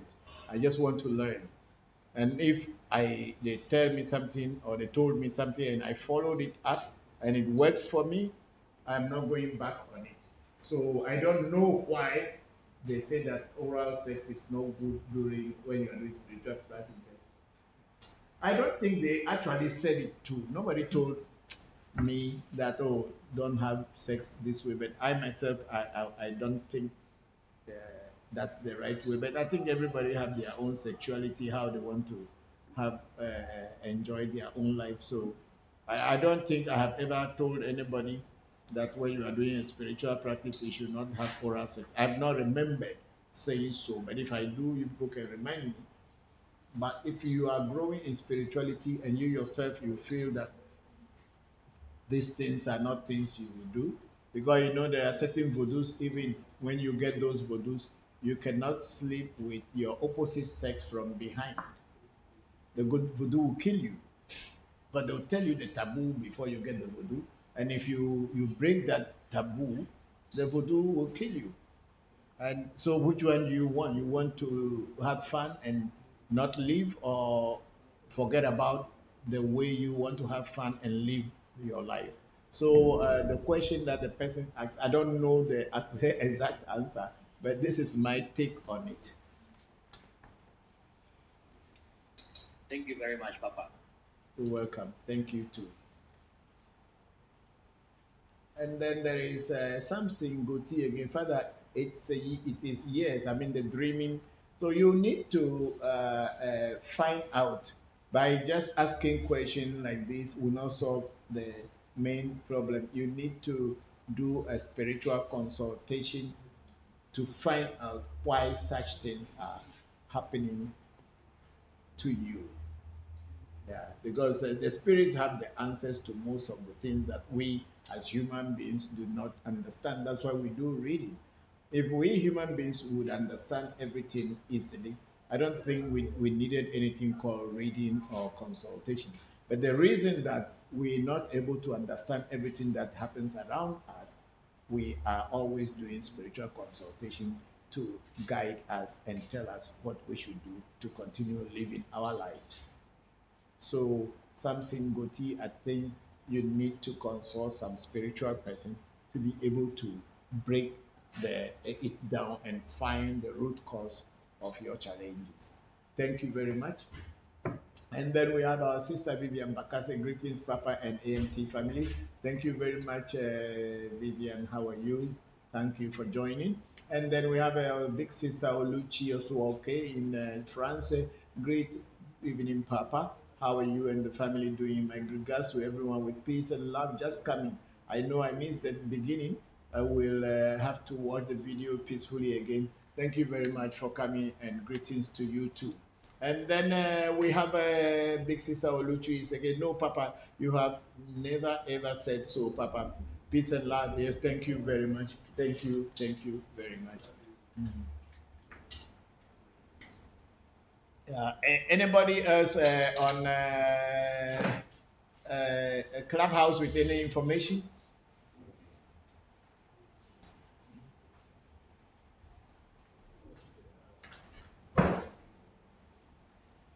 Papa, please, I have a follow-up question on that topic. Yeah, bring your mouth. You were talking about the case of a man. Can you hear me, please? Yes, I can hear you. Yes. Please, you were talking about this in the case of a man having oral sex with a woman, but will you say then the same concept to apply for a woman having oral sex with a man as well? Yeah, if a woman is also having a spirit and the spirit is working with her, it is the same. Because we are talking in the terms of, in the context of someone who is having a spirit working with them and these rules and regulations. So if a woman has a spirit that she prays to with her mouth and everything, then it may come to the same. There is, I don't think there is no exception, but I'm saying I don't know, but that's my take. Thank you.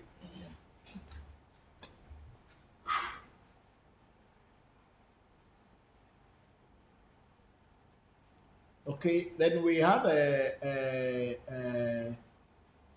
KP, right? Yes, It's KP on YouTube saying, "Good afternoon, Papa." KP again say, "Blessings to you and the AMT team." And then KP again say, "Would you encourage people to participate in more than one spiritual system, say Lukumi in the diaspora and Ewe Voodoo, or it is best to choose one system?" Okay, KP, I think there is nothing like a system in Voodoo or in African traditional spirituality. All the systems have their limitations and how they can work. It is up to you to go through all kind of system, as many as that will be available to you, in order to know the truth. In Voodoo, there are people who are teaching Voodoo who are scammers. People who are teaching Voodoo or who are in charge of Voodoo, but those Voodoos are not real Voodoos. They are just deceiving people and they use all kind of tricks. If you go to any Voodoo priest who tells you that he's going to send his Voodoo to go and bring money for you, and you believe that he can multiply your money for you, you are in hell. Whether you are in Lukumi or you are in the Orisha practice or Ikenga system, it does not matter. All of them are African traditional spirituality. Whether you are being taken care by the Sangomas of South Africa or all the people from Lesotho or whatever, the system is just trying to know the truth. And if you remain in only one system and you don't want to learn about another system, how are you going to get the truth out? If you have been deceived in this way, how will you know that you are being deceived? There is, we are not like spirituality. African spirituality is not a religion. It's not a religion whereby they will say, "Oh, don't move from this religious sect or from this one to that other one." It's a spirituality, and spirituality, it has nothing to do with group, but it's an individualistic approach, trying to get the truth of life and how to use that truth to help yourself and help people that depend on you and help humanity as a whole. So there, you can't say that because you are on this system, you shouldn't, no one should tell you that because you are in a system, you are in Voodoo system, so don't try to practice Orisha. The person is trying to limit you because he has some interest in taking advantage of you. Because when you go deep into Orisha, or go into Voodoo, or go into Lukumi, or go into Ikenga system, you realize that they are all talking about herbs, nature spirits, and God. So what is wrong if you learn from different places in order to enhance your knowledge and wisdom about nature, nature spirits, and God? There's nothing wrong with it. So it is only limited to your own imagination. I was born in a Christian home. My grandfather and grandparents were into traditional African voodoo. They didn't even call it a voodoo in our culture. In my dialect, it's Bokor. We just call it Bokor.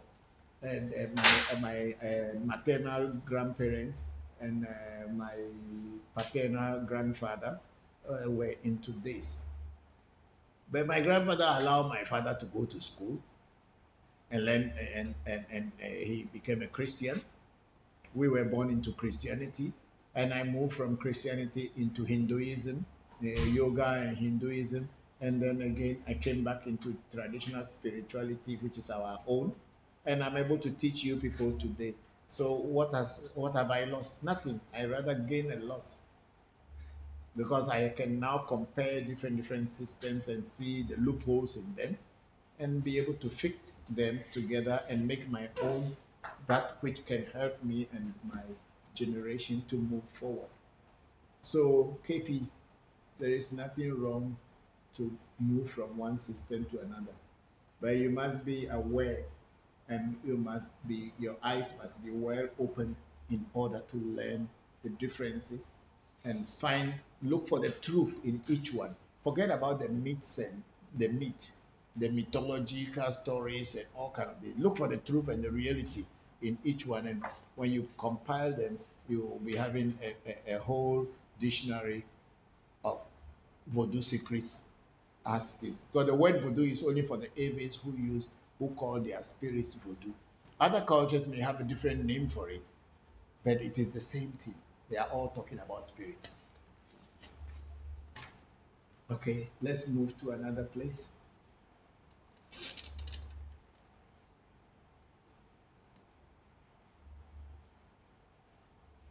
It says somebody is on Zoom. Someone joined, but the person left. The person left again. Yes. Ah, okay.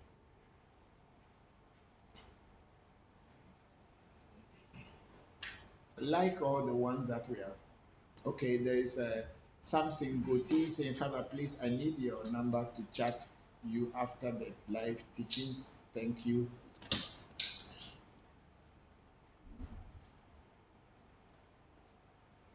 And then William Bata say, please, Papa, is that okay to use our hands? I don't understand. Is it the question of having sexual act using your hands? Your hand is not talking to God. It's your mouth you're using to talk God. Mm.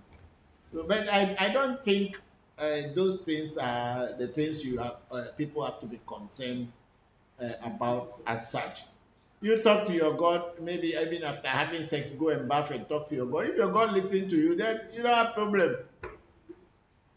If you talk to your God and your God is not listening to you, then that's why you will find out why is my God used to listen to me, but now it's not listening to me. Then you ask questions to yourself and see whether it is because of this or it is because of that. And then at one time you refrain from it and pray to your God again, talk to your God. If it works for you, then you know what is hindering or putting the hindrance between you and your God. You see, spirituality is learning from experimentation and from experience. My spiritual experiences may not be the same like another person's spiritual experiences. I know people say that in our traditional Ewe spirituality or Ewe voodoo as it is called, that when a woman is in her menstruation and touches you, uh, your spirits will run away from you. That is the belief. But I have a friend whose all his spirits are sitting on menstrual pads. Each one sits on a menstrual pad. But I tell you, that person is like God.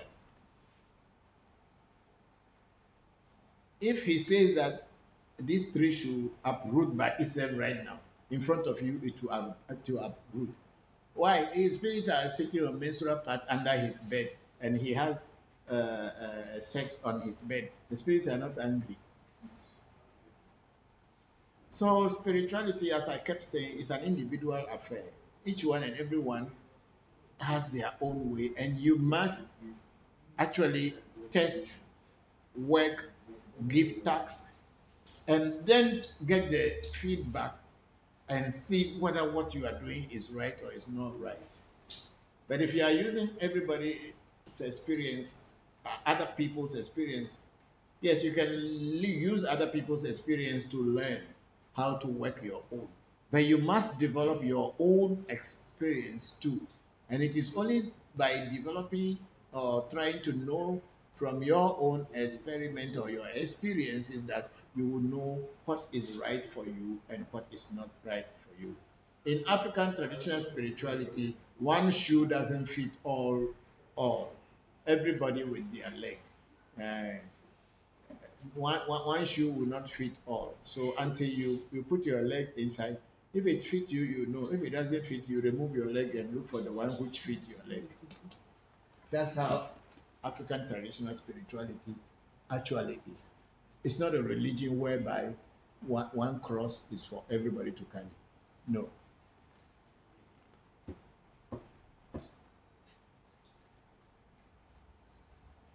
Okay, Vivian Baka is saying, please, Papa, what about people that have threesome? Okay, like there's a name for it. Orgy, Said. Papa. Is it called orgy or? Yes, yes, Papa. Aha, I think I heard that before. Vivian, people can even have foursome, fivesome. I don't. If they all agree and they are having that, if nothing bad happened to them, then they are free. But if something bad happened to them, then they will know. They will learn from their own experiments or experiences. In African traditional spirituality, and especially Ewe traditional spirituality, there is something that we call alokli, or the Northerners call it ajim, and some Ewes too call it ajim. What it means is when two people have sexual contact with the same one person, if two other men have sexual contact with the same one single woman, knowingly or unknowingly, they have now created an enmity and rivalry between them on the spiritual plane. And if that rivalry wanted to play out on the physical plane, it brings death. So when you say threesome or foursome, I don't know how those people who are having this foursome or threesome are related. But in our culture, it brings bad luck. That's what we call alokuli or ajin. It is a spirit, it's an energy, but it's not like they call it sickness. It's not the alokuli itself is not a sickness, but it is a catalyst that can enhance whatever sickness or disease or problem you are having health wise. Should the two of you who had met on the same woman or on the same man, should you meet and one person is already sick, it can actually worry them. So it is from experience that one would know whether that is true or it is just a saying. In Africa and especially in Ewe traditional spirituality, this thing has destroyed a lot of friends, killed a lot of people without them actually knowing that it was because of this. So people who may decide to sleep with one man, three women sleeping with one man, and they are all eating together, then in our culture, there must be some rituals that must be done. I also remember very well that when two or three women or more than one woman is married to a man, when one of the women is sick, the other two would not go and attend to the one who is sick, because on the spiritual plane they are rivals, and on the physical plane too they are rivals, because that could cause the death of the one who is sick. And if in case the one woman among them is dead, the other women who are not dead and alive are not allowed to approach the funeral. They are even living in the same house, they will be locked in their rooms and they will not allow them until the dead body is buried. That's how the Aves treat sex and spirit. But then there are so many new things happening in the world, and we don't know all whether these things are also against our traditions or not, because maybe in our culture it was not there, so that's why people didn't talk about them, or it was there and it was a taboo, so people did not discuss it.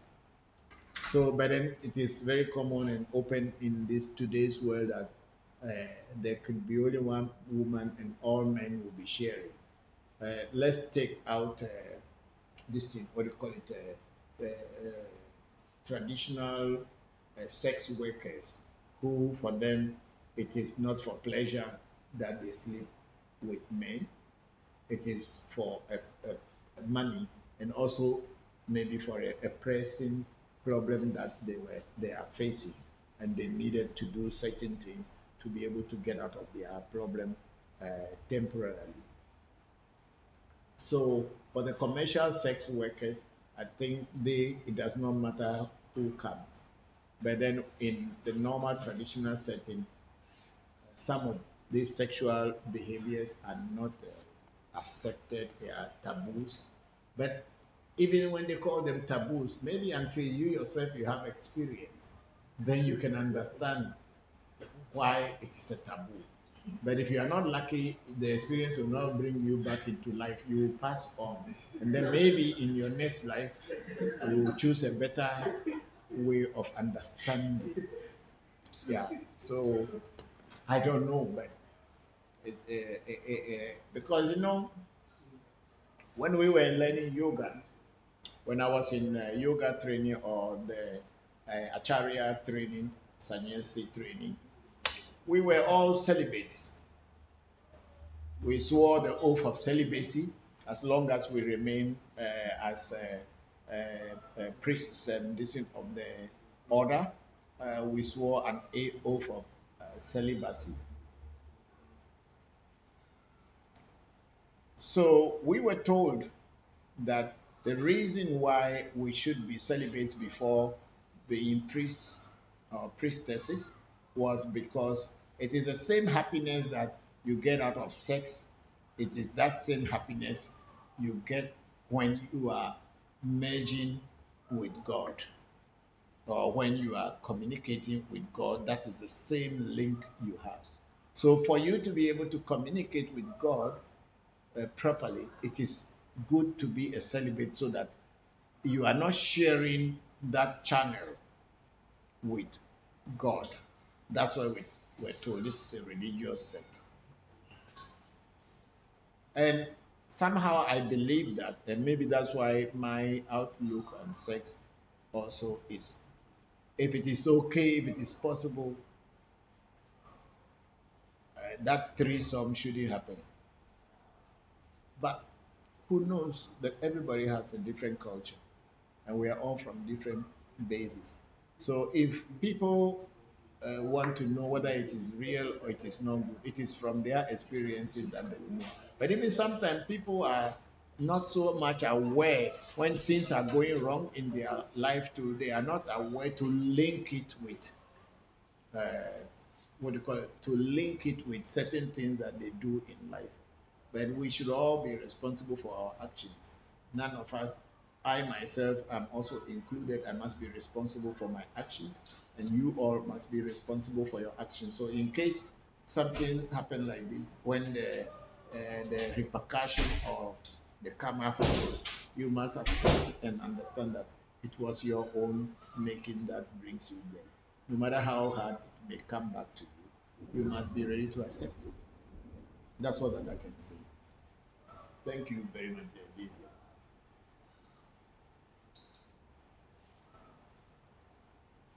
Okay, so we have Duchess Susan. Can you cleanse and still nothing still works in your favor? No. If you do a proper cleansing, the cleansing must work for you, unless you are deceiving yourself that you are cleansing yourself. If you use a proper cleansing and it is properly done, you must have results. Then otherwise, why is it called cleansing?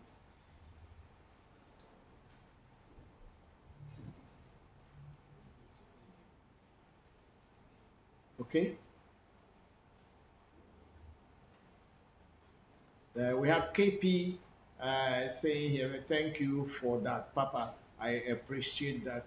response. Thank you very much, KP. I'm very glad that it made some sense to you and it cleared up your doubt and other things in your mind. Thank you very much. Okay, let's go on to Clubhouse. If there's any question there, please send it to me.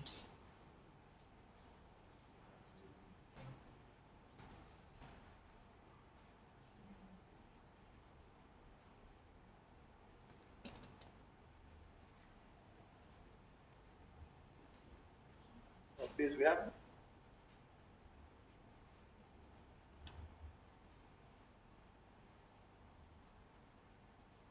Hello, Zeal. You had a question? Please go ahead.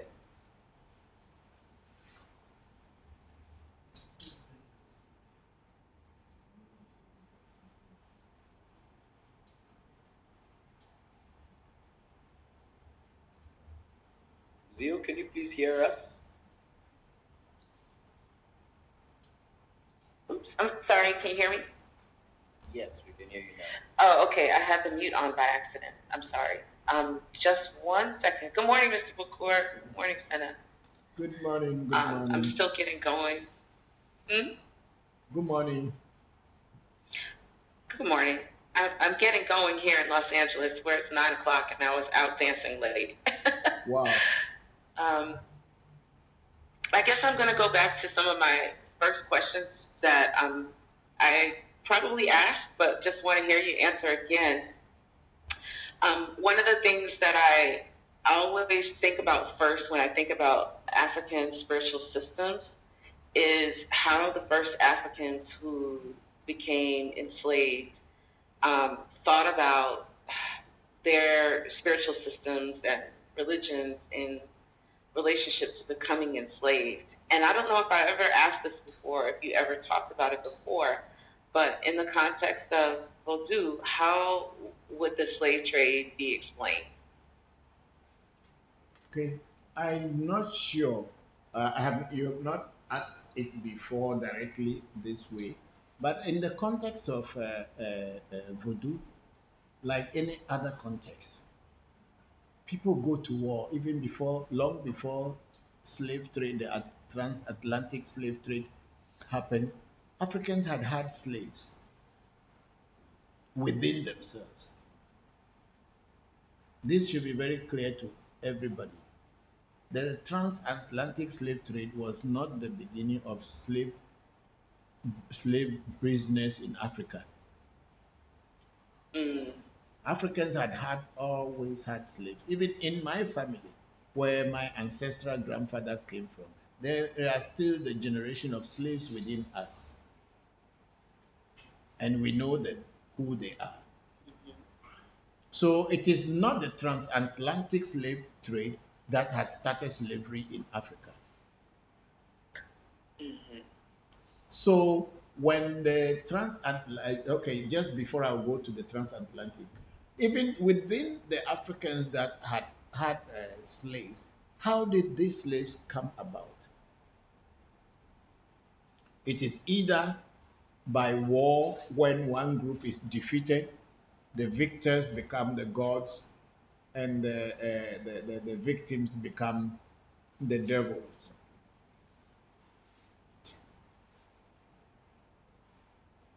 So, when the transatlantic slave trade started, maybe the first African that was sold out to the white man was probably caught from another area in Africa, or maybe in the same region, either due to war or somebody who was supposed to be, what do they say, if they send you away, you have committed a crime, exile, they wanted to exile you, and then you are caught. You may be even a voodoo priest with so much power, but once you are caught, you are not the only one who has power. Other people too have power. And they'll find a way to neutralize the power you have in order not to be able to use it. And most of the cases in spiritual work, when you do a wrong thing and other people come across you using your spiritual power as negative and you are caught. Your spirits, all no matter how powerful they will be, they are nature spirits and they belong to all. So even though people do not know their secret, they will not do anything. They will just wait until the human beings will put judgment. In the sense that you are wrong, or you committed a crime, or you did something bad that you're not supposed to do in a community. Spirits do not take responsibility if you ask them to do bad things. You should be the one ready to take the responsibility. If you give a task to your spirits to do bad things and they do, you are, as a human being, you are the one who sent them. They are just your soldiers and obeying your order. They don't take any responsibility. So when people were caught, either they were voodoo priests, or they were just caught as soldiers at war, or they were armed robbers, or whatever, and they were controlled. When somebody was taken from his environment or from his community to another community, they lose all powers of whatever they are. They lose power of their identity and everything, and they try to adjust with the current or the present or the position in which they have been placed in order to survive. And when they settle properly, they may recollect or gain some of the knowledge and wisdom that was taught to them as children and try to uh, utilize them to fight their freedom. But at the time of capture and slavery, you have very little to do because you don't have the freedom to be yourself. So when you begin to settle, that is when you begin to look back on what you were taught or what your ancestors had and see if you can use it to defend and protect yourself and to progress. So the first black person or the group of the first black people that might have been sent to the New World when the Europeans started trading with the Africans. Some may be voodoo priests who the community did not like. Some may be just ordinary people. Some may also be people who were caught from war or victims of a war. And the people who became the victors, they decided what to do with them. Some may be killed, executed, whatever, but then some may be spared that, oh, instead of killing them, let's give them to the Europeans so that they are no more in this community and we don't want to stain our hands in blood. So there were so many things. So when people ask what was the voodoo concept with it, who say other people who were caught were not having, they were not having voodoos. Every tradition in Africa has some spiritual thing. So people were caught from different places, and not because they did not have a voodoo or they did not have spiritual power. If we want to even talk about so many physical wars that people have fought, people even with weapons were defeated. People who had even mighty weapons were defeated in certain wars that they did not believe that they could be defeated in. So it is on the spiritual plane as well. You may have so many spiritual power, but if you live a life where you are not trying to be honest and be straightforward with your spiritual discipline, there is always the possibility that you could be captured and treated in a way you didn't want. Nature belongs to all. It's not only given to only some few people or some class of people. So many wars are happening in our present day. Some of them were committed by people who thought that they were very mighty and they are so powerful. So they decided to go and fight people who were less powerful. But to their surprise, these less powerful people would defeat them, no matter how long it takes. So it is on the spiritual plane. So it is not the cause of voodoo or because voodoo was not powerful that's why people were transported or caught by the Europeans and sent into slavery. No, Africans were already doing slavery within themselves long, long, long before the Europeans came.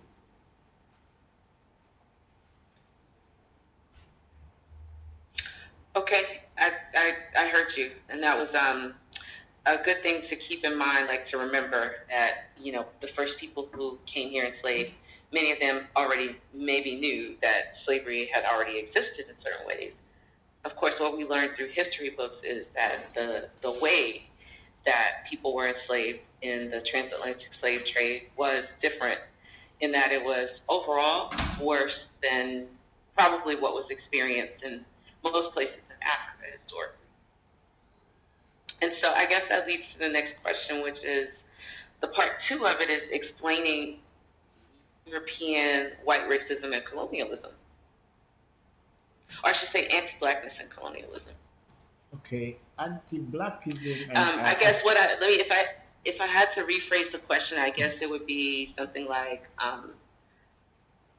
okay, well, one time I was reading something that said some people who were black may have perceived Christianity as the type of voodoo that might be more powerful than what they had, and I thought about it. I just thought about it as something. I just noted it. I didn't necessarily believe it, but I just wanted to hear what an African perspective from a spiritual practitioner is on explaining, the horror of European colonialism and racism. okay, Europeans are a group of people. They have their race.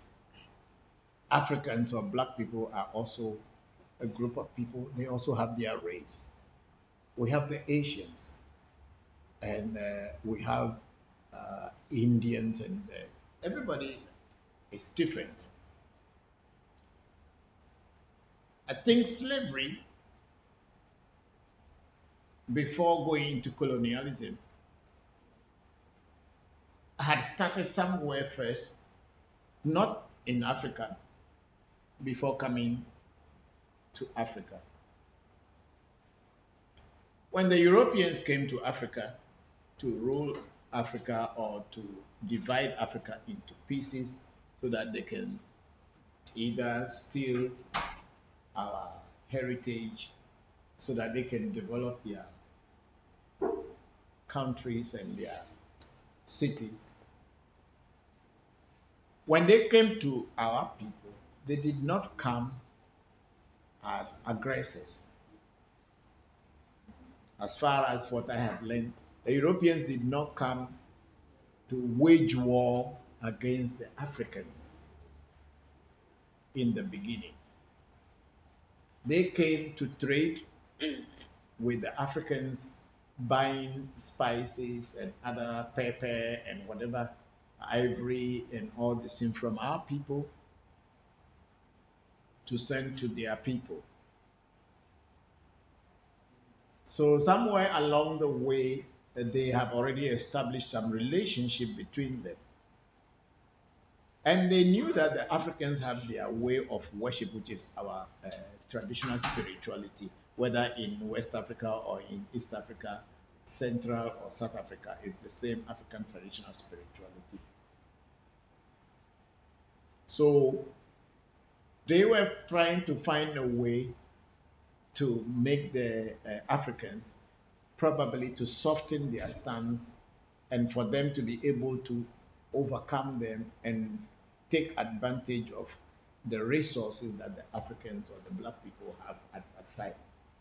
And even it's still going on today.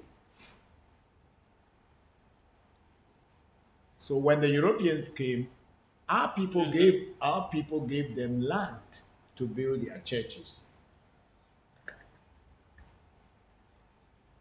They gave them space to practice their way of worshiping God. So they thought that they were friends. Our people thought that they were friends with the European. So they actually opened up to them until the Europeans begin to change their character into aggressors than friends. And by that time, they had already stayed with our people. They know our ways, and they they knew what they came for. Our people didn't know that they were coming to take advantage of them. That's why in my dialect, every dialect, the white man is called Ayevu. I think I said this sometime back. The white man is called in our language Ayevu. What is Aye? Cunningness, trickster. And what is Avu? Just like we talk about voodoo, every word has got a deeper meaning. You have to break it down and know how they join together before they form a word. So Ayevu means a cunning dog. That's what it means. A coming dog? Dog. The animal? A coming dog? Yeah, it's a cunning, a Cunning, dog. A dog that is cunning, that it pretends not to bite you, but when you get closer and become friends, that's when it bites you. That's the word our people call Europeans until today. That word hasn't changed. Of course, Ayevu. A as in apple, Y as in young, E as in egg, V as in Victor, and and U as in umbrella. underneath. Umbrella, yeah. Ayevu. Okay. Senna should write it there for all of you. Ayevu. That is the name of the white or the European in our language, and that's how we call it. But you see, initially, people who understood the Ewe language would understand what it means or it meant. But today, it has been adulterated to Yevo, Yevo, Yevo, Yevu, Yevu, Yevu. So the breaking of the word, new generation do not understand where the word originated from. So they think that when they call you Yevu, it is more like they are praising you, or yeah, people are, acknowledging you. No, it's a derogatory word to use for people. But because of the changes in modernization, the word modernizes, and the meaning of it means that, oh, something that is a person who is great, or like a white man. But the truth is that you are saying that you are a trickish dog, a cunning dog. So our people were not stupid. They initially thought that these people, Europeans, came as friends, but they changed their nature, and so our people gave them the name. But by the time our people noticed that these people were not friends, they had already taken advantage and conquered our people. It was not because there was no voodoo or whatever. But they came with their God, and they said, "Oh, we are worshiping the same God like you. How do you call your God?" We told them we call our God Mau. They say, "Oh, they call it God." So God and Mau are the same. That's why in the Bible, the name for God in the Bible in Ewe is Mau, just like how our ancestors had been calling it. There is no change. It's not a white man who came and taught us how to call God in our language.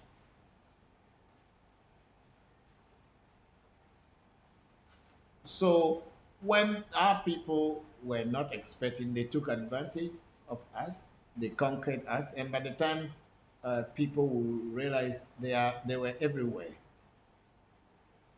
And what they would do is that they'll try to team up with people who were leaders of the community and probably compromise them, so that people who may be powerful enough to wield power whenever any situation will arise, such people will be eliminated in the community. They will be what do you call it? Exiled from the community, so that when time of crisis come, such people may not be able to help the community. And it's even happening today in the world as we live in. Somebody will see our Kwame Nkrumah was trying to lead black people into redemption of their mental redemption. What happened to him? the CIA plotted with our own people to eliminate him. Thomas Sankara, the same. You just mentioned them. And recent is was Zimbabwe, Mugabe. That anyone who, Bob Marley, anyone who would try to educate the black man to get out of their miseries and give them mental freedom is a threat to the European. And the European will find every way. They will not do the dirty work themselves. They will find people within your own community who do not like you because you are either saying the right thing or you and their paths have crossed somewhere along the way, and they will eliminate you. So tomorrow, when they are looking for a wise person, there will be none. So they will rule all the people who have no heads. And it is easy to rule people when they don't have head. So this is what has happened in slavery and European colonization. Simple as that. It's a very sad and a very bad experience that we in the African motherland, we are still experiencing it, in the sense that our leaders and governments that will come, until the Europeans approve them, they cannot be leaders of our countries. And they seek European support when they want to take leadership, with one aim in mind, that when they are in the leadership position, the Europeans will be their allies and protecting them from their own people, because they will be doing bad things, and the Europeans will be supporting them just to keep them there, so the Europeans will also benefit. This is what is happening. It hasn't changed in any way, but this platform is not a political platform. And I don't like making political statements. I am only teaching about how we can live our life and live it in harmony with nature, so that we have peace within ourselves and within our community. So this place is not for a political discussion, what Europeans did or what Europeans didn't do. They did what they did already. You and I must find how we can have peace with ourselves and get out of whatever bondage we are in mentally. Thank you very much, Steve. Okay, thank you. And I think what I did ask before was a question that had to do with destiny. Was because divination is such a strong part of African spiritualities. If there had been any, if you knew or had heard of any kind of like messages that something bad was going to happen, or something bad was going to come happen on this level. And the reason why the questions are important to me in this context is because for so many, at least in my country, African Americans, one hindrance towards exploring African spiritualities is, I would say, my personal estimate is 50% is hung up around questions that I'm asking right now. You know, it's kind of like, well, why? There's lots of questions of why for our generation, because a lot of information didn't get passed down, over the years to us, because of how destructive slavery was on our families, especially because people were always being sold apart and shifted and moved around. So it was hard for a lot of things that were quote unquote African to be passed down to us, including direct stories about what happened and where people came from. So yeah. Yeah, with destiny and all this thing. See, sometimes the people in the diaspora thought that Africa is a country. Africa is not a country. Africa is a continent. A lot of you in the diaspora are looking at Africa like America or USA, and that's how Africa is. No, Africa is a continent with different communities, with different tribes, speaking different languages. Their communities, their languages, their eating, their behaviors are totally different from the next group of people you will meet. And Africa did not have one leader, like a king that stands as a top, or as how Europeans are, like a king of England. No, we don't have that. Each community, each small community, and maybe some communities may have only about 10,000 people, 5,000 people, 20,000 people, or even less. They have their leader, they are doing their thing, they are minding their own business. So Africa is not like a country like America or United States of America, whereby you people should be thinking that at the time when the Europeans came to do all these things, and why couldn't Voodoo help and all this things. Some people are practicing something different. Somebody also is practicing something different. No, they were not under one king, whereby there will be an order that, oh, they did a divination and the whole black people should know this is what is happening. This is what you people should begin to understand and begin to learn. That Africa is not a country. It's a continent. And within each continent, there are so many, many different countries that were later shared or divided by the Europeans. And even before the Europeans divided Africa into countries as we know them today, Africa was having different kingdoms. Each king with its own people.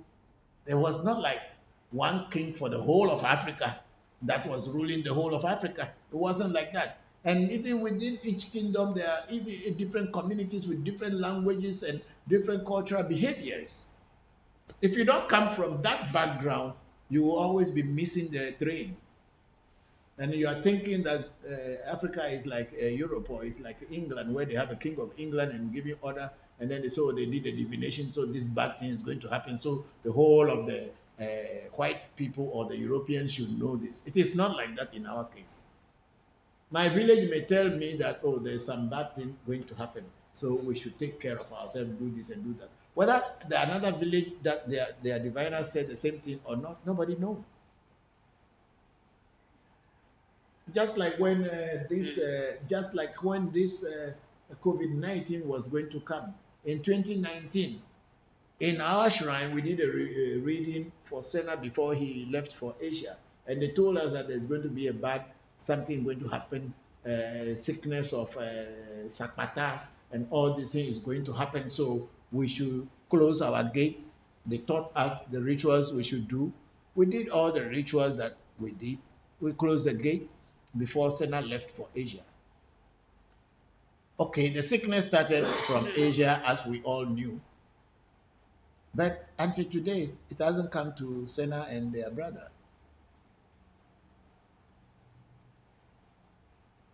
So when such things are done, you cannot say because my house, I have protected my house, so it means the whole of Ghana has been protected. So the people in the diaspora should have to understand this slavery and all this bad thing in that context that Africa was not a country ruled by one king. So people caught in another community and being brought to another community are totally different people. They don't speak the same language with the people who caught them.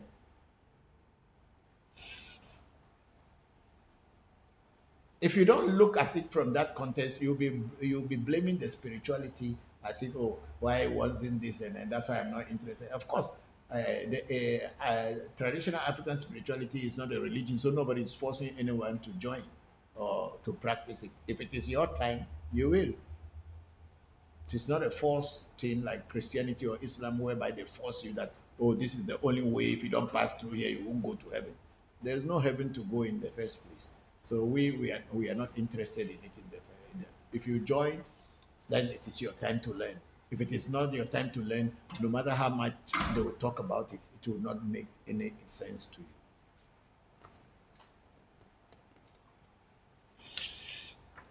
Thank you. Thank you. That was very helpful. Thank you. It was simple and just concise. I loved it. Thank you. Thank you very much, Lindsay.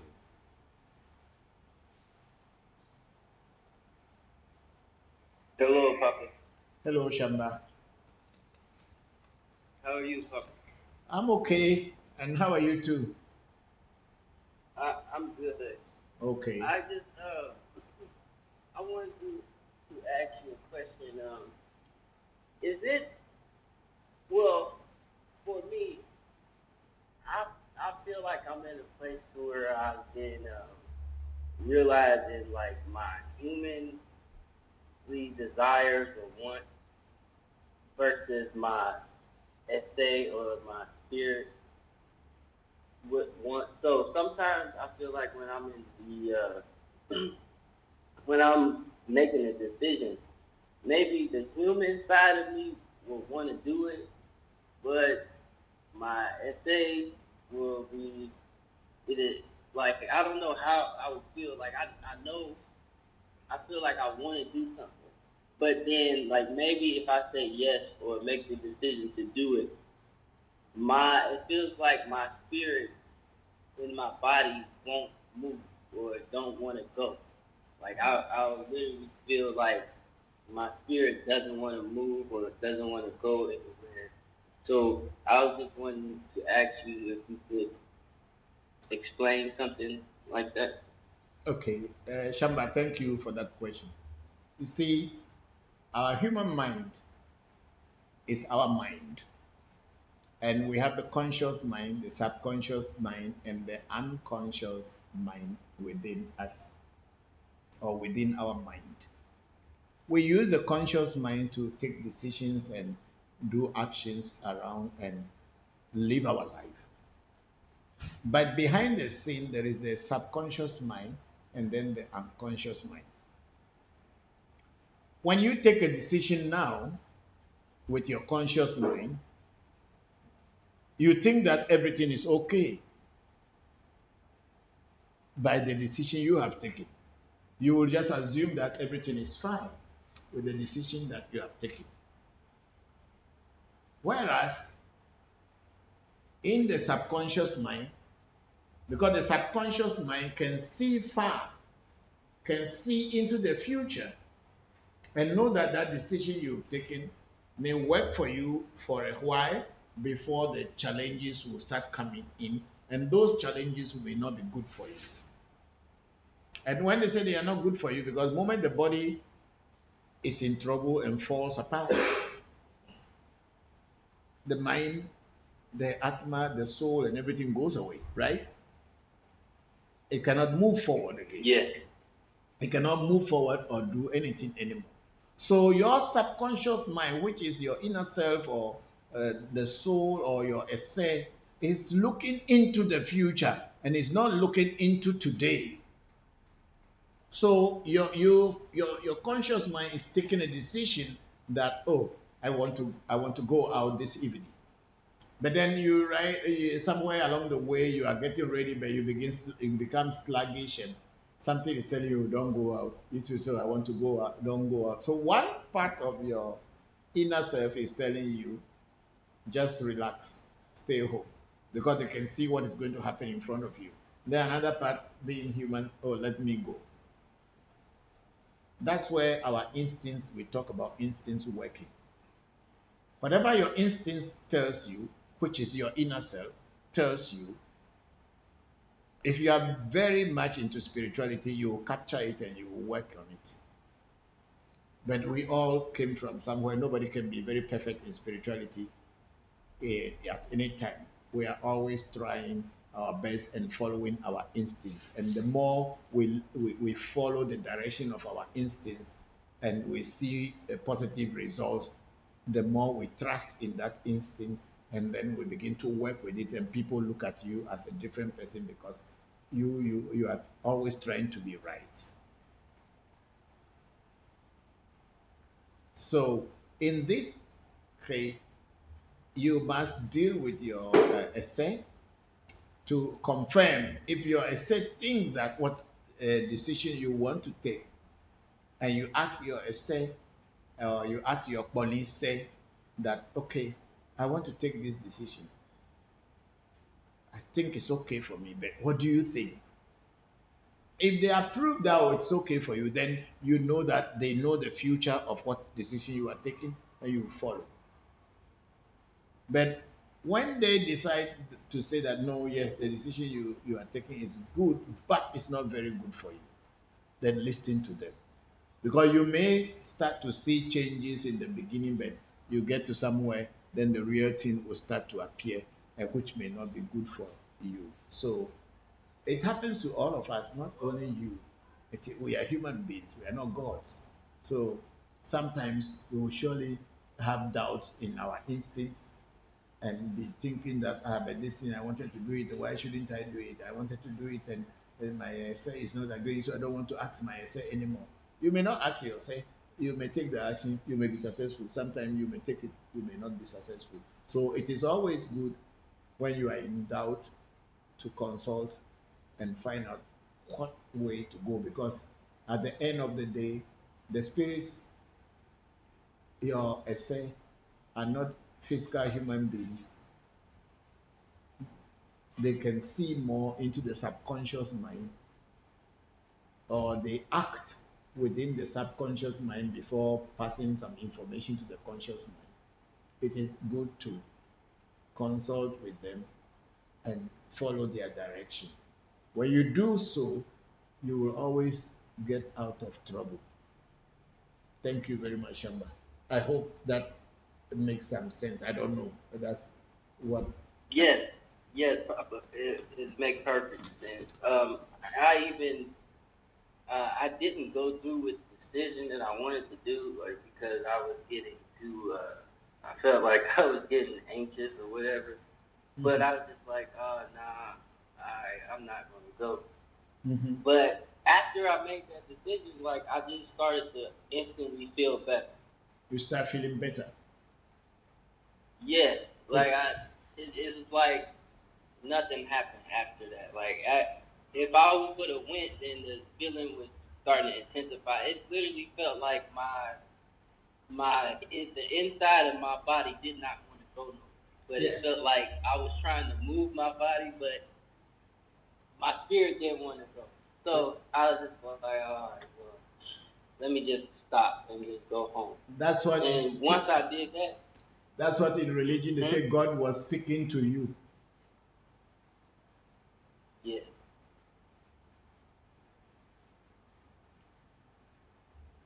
So God was speaking to you and you listened, and then it worked for you. But then sometimes God will speak to you and you don't listen and you fall into trouble and then you start blaming God. Meanwhile, God had already spoken to you. You ignored it. yeah, Father. Thank you. I mean, it's just been a big, testimony to me. Even my mom was just saying like she didn't want to tell me to not go because she didn't want to to feel like she was stopping me from doing anything. Mm. But she also could feel what I was feeling too. And she was after everything. She was just like, wow, like I'm just so thankful for you coming into contact with Papa and getting all the things that you gotten because she sees that I'm not the same person I was before. Like I won't just make a decision and just go just without Mm. checking first or doing the right whatever I'm supposed to do. The Mm. way I move and go about things are different. We thank God for the meeting, because people do not just meet in this world as a coincidence. Everything has a reason and purpose, and it is when the right time comes, definitely such meetings do take place.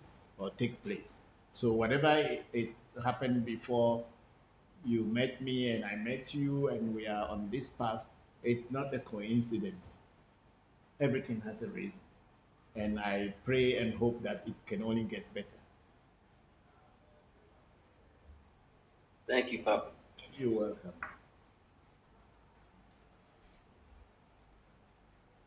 Let's check Facebook and see.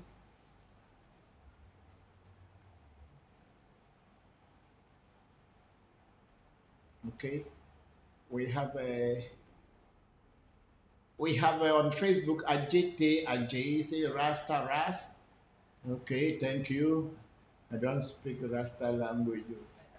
tagged someone at the front. It's a friend called Rastaras. Okay, it's tagging them. Okay, okay, thank you. And then we have a Adote Enlom Afovi Gazozo. Hey, no be small name. Gazozo. Me hot iron. Say hello, Papa. Hello, Gazozo. How are you? Thank you very much for joining. And then we have our sister Oluchi Osowonke. Exactly, that is always what they do everywhere in Africa. They do that. And that's their job to make sure we remain in the same state of mind and our presidents and governors are not helping the matters also. Peace and love, Papa. You will not see this you will not see this message maybe like other message I sent, but you didn't read it. That meaning you can't see it. Facebook don't want you to see it. Please, peace, Papa. Thank you very much, big sister Oluchi. I think this one they allow us to see it, so it's okay. We are at their mercy in the sense that we are using their platform to broadcast knowledge and wisdom to our people, and we have their hands in our mouth, or they have our hands in their mouth. So whatever they decide, as for now, we don't have that power. Okay, there's this other one that they fetch from another computer, which it is not good to have a sex because it is the same mouth we use to speak to the spirit who. So when you have an oral sex, it is not good at all. If you do that, you have to do cleansing, peace and love. Okay, thank you very much. That is a very good message. Yes, because we are using our mouth to pray to God and speak to God to hear us. So if you are interested in enjoying yourself through oral sex, I won't say don't do it, but maybe find a way to cleanse yourself before you approach your spirits. That's all that I can say.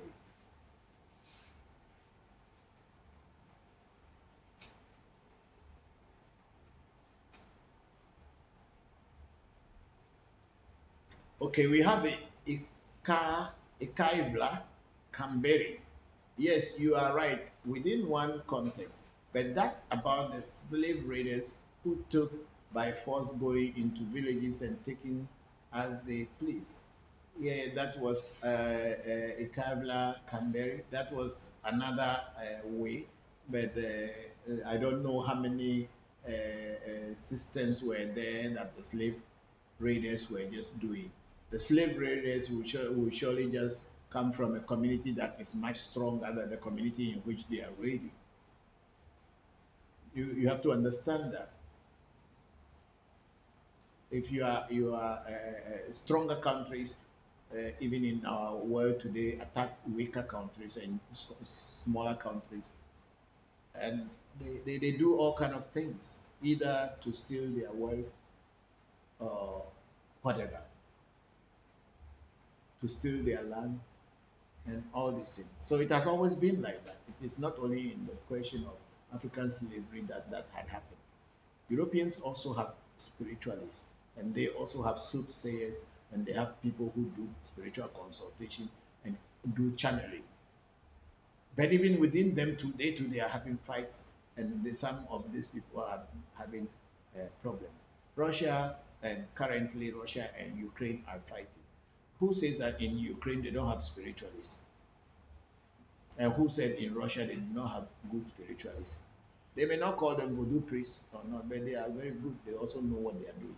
And they have been doing that for millennia. So we should not be thinking that it's only Africa that spirituality is, and if anything, we are blaming ourselves. Slave raiders or people who attack communities were greedy people from a stronger community. Because if the community from which they were coming into is stronger than them, they would have repelled them. So we don't have to use that as a measuring stick to judge. Even today, people are being bombarded in Yemen, in Syria, in Iraq, Iran, the world closes their eye and talk about something different. The moment you, as an individual, you want to point out certain things, then they will block your platform, or they will create a way so that you don't say things that go against them. So it is happening every day. So those of us who are in the diaspora, our brothers and sisters in the diaspora, should stop blaming the system that was here before slavery. The Ayevu came with cunningness and was able to take our people and get them to their place so that they can use them, which is a very, very grave thing. And it is not that the gods of our lands were not working. If you have an enemy that is more superior to you in weapons, and not everybody in the community is prepared, this is what happens. Because you cannot say that because every African during the time before colonialism were all practicing voodoo. Some were just like today, they were not interested in anything.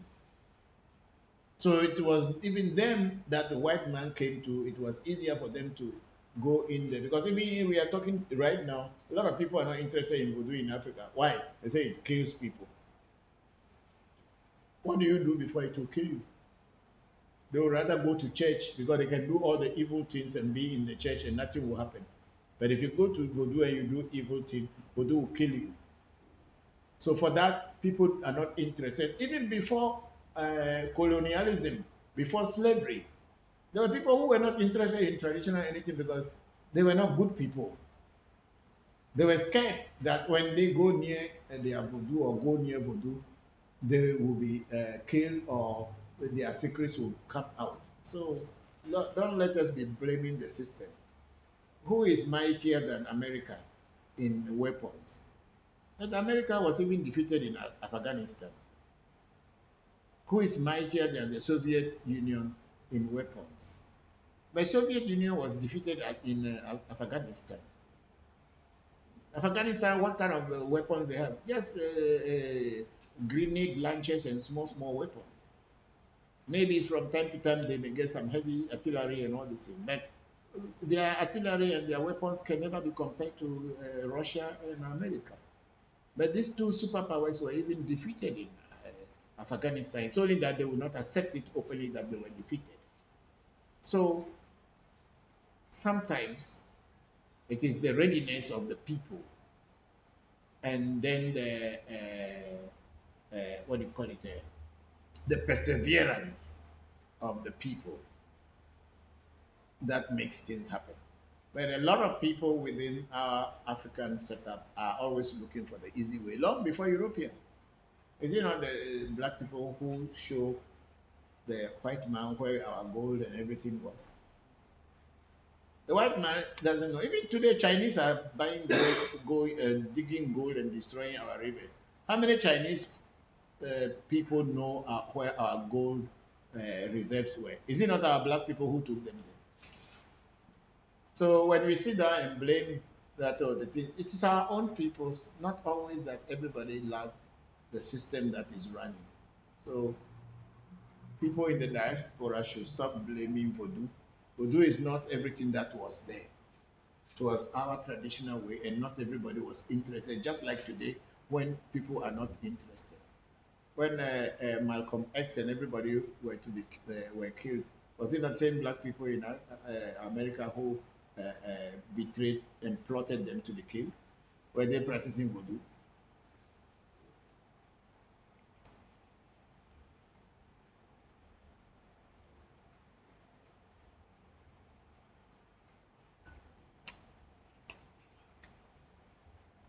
So let's stop blaming the spiritual system that was in Africa before colonialism as if it was the one that wasn't powerful. That's why people were taken into slavery.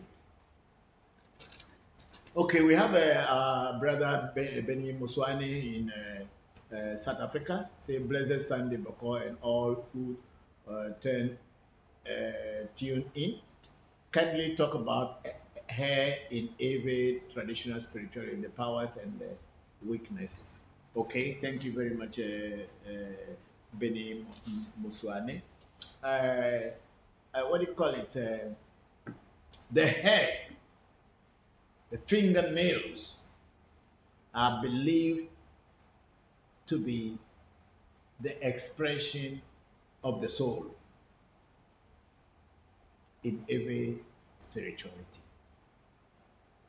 That's why every will tell you that when you are cutting your fingernails, make sure you pack them all together properly and throw them away in a place that no other person can reach them. And the same goes to the hair too, because we believe very strongly that the hair, the nails can conduct they are channeling, they can channel the soul easily. So when the hair is connected, someone's hair is connected to a spiritual path, we can reach your soul. So if a person in every traditional spirituality or in Vodou, as it is popularly known by people, gets a hair, your hair, and wants to hurt you, that hair can connect you to your soul, your spirit, your essay, your destiny, and they can use it against you. The same thing with the fingernails. So these two are very strongly uh, uh, powerful parts of our body that connects to the soul directly. That's why when an AV person dies in a far off distance place, and it will be very difficult to bring the person's physical corpse to his locality or his hometown or his town or his village or his house, what the AV does is that they will go and pick the fingernails and the hairs from certain points of the head. They will pick them, they will pray, and then bury the corpse. And this part that had been picked will conduct the soul of the corpse. So when they pray and tell the soul that, okay, we are going home, the soul will follow the fingernails and the hair nails. And when they get back home, they will do a ritual and rebury the person. But this time, they are only burying the nails and the hair, but it is imagined or it's assumed that the body or the soul of the person has returned home. And sometimes, in some instances, the dead person's spirit will possess a living person to start talking and saying things through the person, whatever had happened before they die, and if there is any problem that was not solved before their death, they will say it all to another living being because their soul has come back home. So these are things that every spirituality understood about the body. So you know, even in the science, when a human being die today, and they even put it in the morgue, the fingernails will continue growing. The hair will continue growing, even though all other body functions have stopped. But the fingernails will be growing and the hair will be growing. That alone is a pointer to show you that there is a spirit in the soul, the fingernails and in the hairs. Thank you very much, Benny Moswani. Thank you. I'm very grateful for that.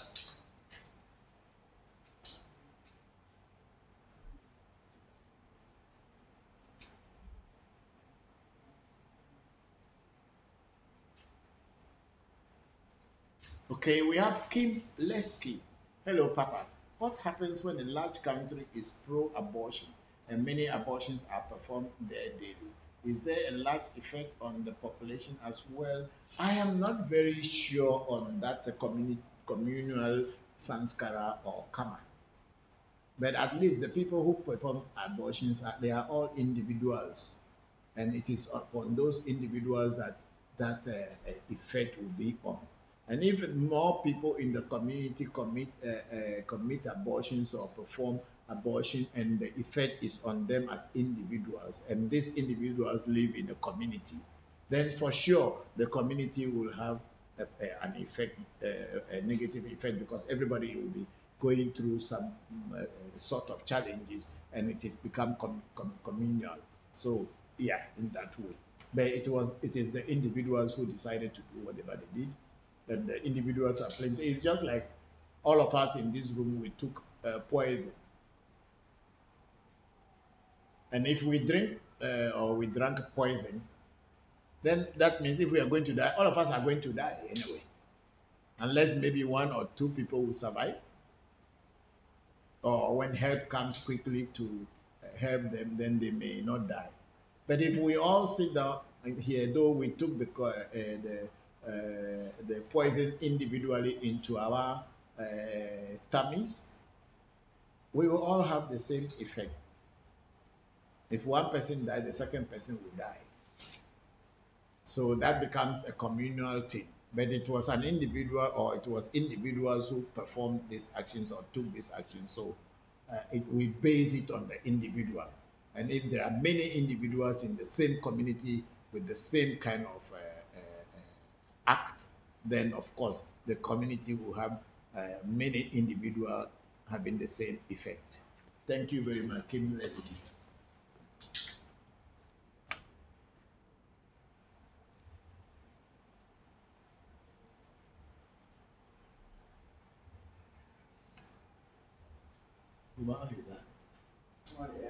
Eh?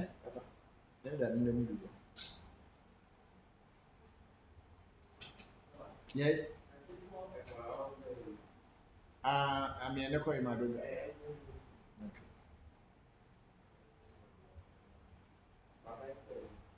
Okay. I'm thinking of feeding your papa.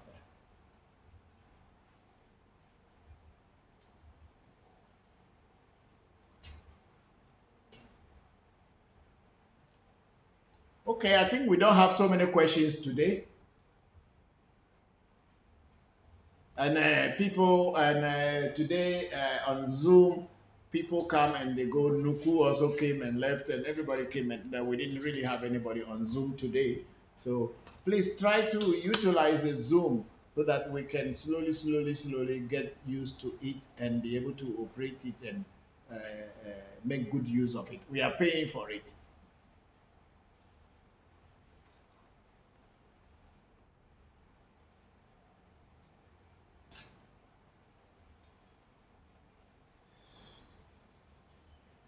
Okay, so what's the time now, everybody? 5:14. 15. Okay, so let's do another 15 minutes wait, and at 5:30 we can close if we don't have any questions coming in.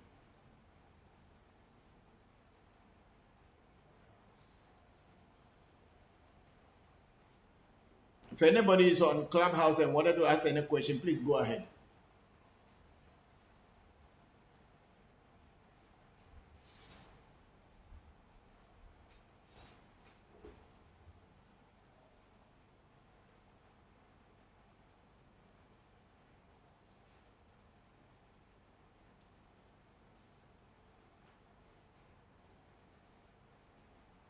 Papa, Yes, Shamba.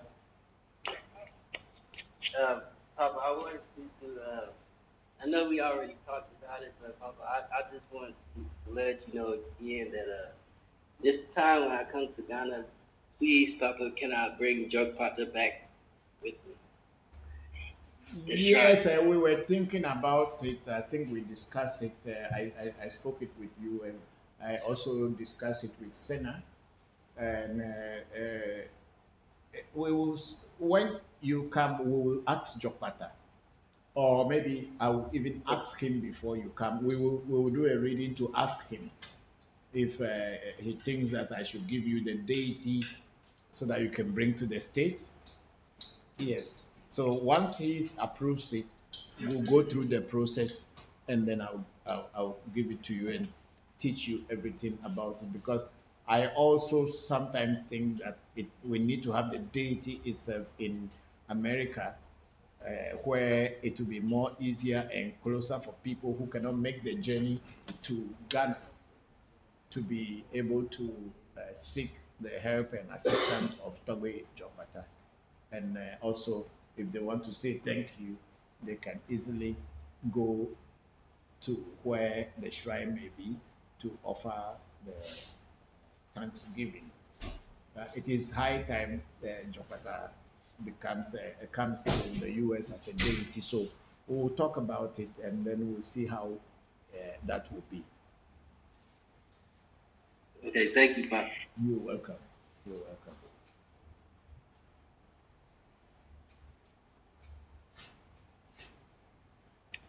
Mr. Bokor, this is Dio from Los Angeles. Hello, Zeal again. Yes. This question is about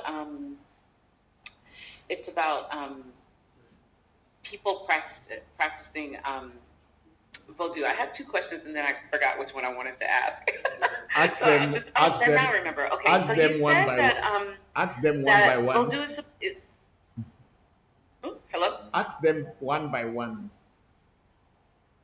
Okay. You said that voodoo is about worshiping nature, I think, or that it's significantly about nature. And I know that the voodoos, I'm confused about if the voodoos represent nature and how much they represent nature versus being spiritual beings. So do people who practice voodoo see them as just symbols of nature, or do they see them more as spiritual beings? Okay. The question is whether our voodoo practitioners see voodoos as nature or see them as spiritual beings. What I said was that voodoo, the practice of voodoo is how to learn to live in harmony with nature. We learn to live in harmony with nature, knowing the ways of nature and going according to it so that we can live in peace with nature. That's the practice of voodoo is all about. Voodoos are nature spirits, and they are spirits in nature, not necessarily only from plants and all these things, spirits in the planets and in the universe. They are all in nature. There is nothing like God that people have been imagining that is a man sitting somewhere in some place called heaven and is with a long gray beard like a Sadhguru, and he is waiting for you to come when you die, then he is going to punish you or reward you. There's nothing like that. Those are all children's stories. We are here now, and we are in nature. If you are able to make use of everything that is around you in a very proper way, you can live. If you don't know how to make use of the things in nature that are around you, you will die. Your soul will live, your body will be left behind. So when we talk about voodoo being the practice of living in harmony with nature, we are talking about everything. You see, we are talking about global warming today. What is causing global warming? It's destruction of nature, destruction of our habitats of certain kind of animals, and then some virus are living in certain habitats, but man went and played with them or shaking them or kind of exile them from their community or where they were in nature, and they spread among populations and bring diseases. But living in harmony with nature, knowing what to do and knowing what not to do for your own sake. So the whole practice of voodoo is based on how you can live and let other people or other things live. That doesn't mean that you will not eat food by killing an animal to eat or you will not eat vegetables are also living entities. You will not eat them for you to survive. Always the stronger lives on the weaker for survival. That is the law of nature. It's not me who created it. That's always been there. If you go into the nature reserves or where it is, the lion will chase a gazelle or an antelope, and the antelope also is trying to run away to survive or to live its life. But if the lion or the hyena or the cheetah is able to cut up with it, they will kill it, they will eat it, their children, cheetah's children will eat, and the system continue. To someone who may not understand nature very much will say, oh, this cheetah is very, very, what do they call it? Wicked. The lion is wicked. Why did he eat the baby antelope? Do you want the lion to die? Lion does not eat grass. God didn't create lion to eat grass. Create lion to eat animal. And which animal will eat it? What is closer and weaker to eat is what, or whatever it can overcome is what it will eat. This is the law of nature. It is not you and I who created it. So when we say you live in harmony with nature, is to understand what to do and what not to do. Listening to nature. And all these entities we are calling voodoo or spirits and all this, they are all around us because we can't see them. We cannot say they do not exist. And for us to be able to get in contact with them, we use the herbs, some animal hides, and so many other different things to combine to create an energy port that can draw them a channel, a route where they can pass and communicate with us and assist us. That's all that nature is, and that's all that voodoo is. So voodoo is not we are not saying it's a worshipping of nature, but it is the way to live in harmony with nature. Mind you, voodoo is not a religion. It's a way of life. And each and everybody's way of life may be different from another. And communities, from communities to communities, things are different depending on what the environment in which the community is and the people within it.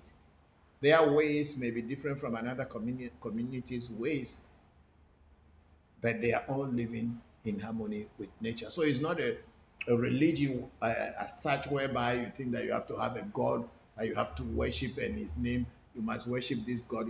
This god is higher than that god, and that god is higher than that god. No, it's not like that. Everything is God in its own way. Every blade of grass has its own energy behind it. Do you know that plants also go into the ground and send their roots looking for food and fertile and nutrients? If you think that they are not thinking, how do they go sending their roots, and whenever they find a very soft place or good place with the nutrient, why do they suck it and give to the mother tree? Everything in nature works. It is only for we human beings to understand and live in harmony with them.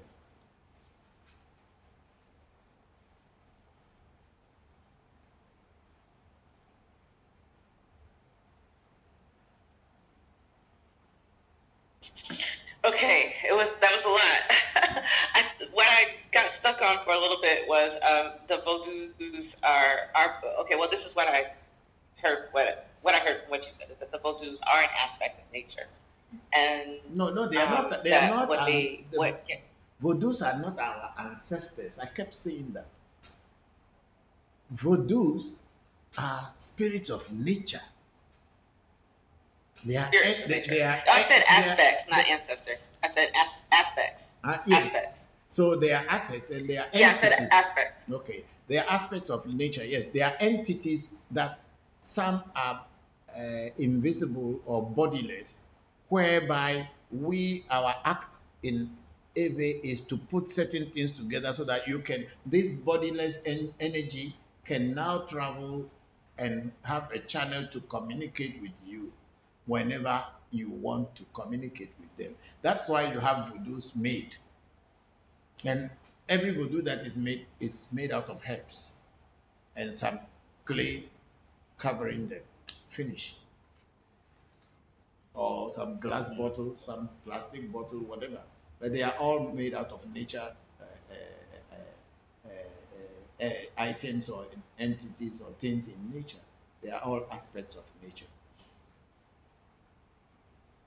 Okay, you just said that when you do rituals for the voodoos, the materials are always made from natural things, like from nature, to represent them. Is that right? When you want to fix a voodoo, take for instance, I don't know whether you can see the Facebook, but I have my mirror, my magic mirror in front of me, and I have my Akain as one of my voodoos in front of me. Everything that is inside this magic mirror was taken from nature. The mirror as a mirror in itself is made out in a factory somewhere. The wood that supports the mirror was cut down from a forest somewhere. And then the cloth that was used to sew to protect the herbs and everything was made in some factory somewhere. They are all taken out of nature. And the herbs that are inside the voodoo were picked from plants, trees, and everything from nature. And what is causing that? She's trying to look at. Sorry, that was me. I was trying to go on Facebook to see what you were doing, and I didn't realize that I didn't have my thing on mute because I'm on Clubhouse, so I'm using my iPad and my phone at the same time. Okay, sorry. Sorry about that. Okay, so the voodoos are nature spirits, and when we get all these herbs and put them together, we have some incantations. You can call them mantra. You can call them magical words. You can call them whatever. We call them in Ewe Besa. Be is language or voice.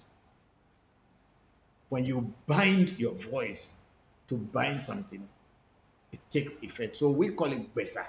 Somebody will call it incantation in English, somebody call it mantra in Hinduism, people will call it holy word in Hebrew and Jewish religion. Call it whatever you like. People will call it holy whatever in Christianity. We will call it Besa. So when you put that Besa on this herb that you have picked, it's a formula. It's not like you just put things together and start saying something and it takes effect. Before you make a radio transistor, you need charcoal, or you need carbon. You need what do you call it? Copper. You need this. You need that. And then all these things will be put in certain positions and proportions before the things start working. So it is with voodoo. You put these herbs and everything in proportion accordingly. And if this one is supposed to go inside, you are told you put all inside. And the moment you use the besa, you can see that the voodoo start acting. And when you kill blood on it, it has taken a spirit of its own. And now this spirit entity that you are trying to channel or communicate with will now use this mirror to always communicate with you, just like a mobile telephone. If you are with Vodafone and you are connected to Vodafone, if people want to call you, they have to use Vodafone number to call your Vodafone number, or use your Vodafone number. Whatever number that they have, they will use it through the Vodafone before getting to you. So it is with the voodoos. So that's how voodoos are created. Nature, items in nature are picked up according to what was laid down or what was taught to you by a spirit. And when you put them together and you activate it with the voice and you give it blood the thing takes effect and start working.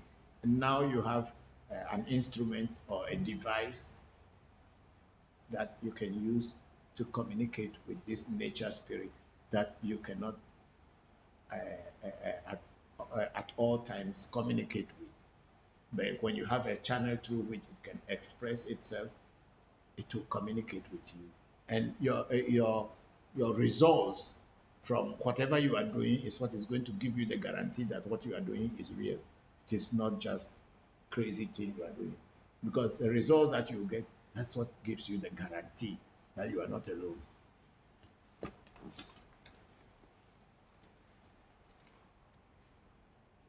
Thank you. Thank you very much. You're welcome. Thank you too.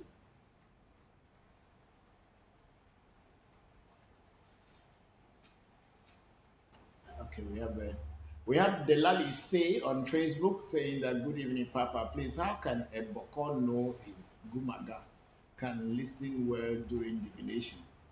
Delali say, see, when you are a Bokor and they made a Gumaga for you, the Gumaga also has a way that it is prepared for it to be able to speak or to pick information during divination. It is not just Gumaga, you just put them together and just start throwing it and you get results. Or you just go to market, Georgia market or Aflao market or Togo Ebe market, or you go to Ajahn market, or you just buy something and start coming to throw and call it Gumaga. When you buy a car, you need to put a petrol in it. You need to put oil in the engine. You need to pump the tires. And you need to put certain things before you start driving them. And even you need to get a license for the car, for yourself. You need to get a roadworthiness for your car before, when you are driving your car, you will not get into trouble or you will not be deceiving yourself. So a Gumaga that is made properly, and also permission is asked from the spiritual world to know the Gumaga, on which channel will it be working properly. When the Gumaga is thrown in divination, it must give you the correct answer. So your question continues. Also, when a Bokor is doing divination and he asks a question using his Gumaga and he says yes, and to be sure, he casts the Gumaga again by asking the same question, and this time it says no. Which if the answer should be the Bokor go by, thank you. When you cast your Gumaga and it says no, why do you cast it again to say yes? No. If you cast your Gumaga and it says no, what you would do is that you ask the Gumaga that what is saying no, is it what it is saying? I don't know how to explain it. Maybe one day when you come to our shrine, the way we do reading, you probably will understand. But if you cast a Gumaga and it says no, why should the Gumaga say yes again? If the Gumaga says you no, then you ask a different question. Because if you ask the same question, it can tell you no. Because it is a Nyabia, we say it in Ewe. Nyabia, you know, but you are asking again. So it will tell you, okay, what you want to hear, it will tell you. But that's what you are expecting to hear. Because it has already spoken to you and you are still doubting. So you ask again. So it will give you the answer that you wanted to hear. So that is what it is in divination. So if your Gumaga is not properly cooked, get a very good Bokor to cook it so that the Gumaga can speak. But the Gumaga is the key to divination. If you are not somebody who is automatically having a psychic eyes and extrasensory perceptive abilities, then the Gumaga is what can guide you to know what the divination is saying. So if you don't have a very powerful Gumaga that can talk and speak, then you will be just making mistake and deceiving people what you don't see, you say you saw, and then your people may probably be ashamed or shy of telling you, no, this is not what I had said on my money or whatever, and they will just take it like that. But when the Gumaga speaks, moment you begin to say the things you are seeing before your client will even talk about whatever they spoke on their money, you see that they started crying because you have started saying everything that they had been going through without you even knowing them. So making a very strong gumaga, it's not just that they say divination chain, everybody carry divination chain. Divination chains are different by different. They are in different sizes. I'm not talking about how long or how short it is. I'm talking about the power embedded in the divination chain. That's what makes the difference in divination chain. Divination chain, you cannot just buy some from the market without properly embedding the herbs that are talking herbs in it and feeding it and doing its ritual, and you think that it is okay. But this thing is like a deep knowledge. It is not taught everywhere. You need to go to some other levels to learn this. That's why uh, not everybody's gumaga is the same. It is not just because all is called gumaga, so all the gumagas are the same. You have to go before you know. Over the Bonanye. When you go, you will understand.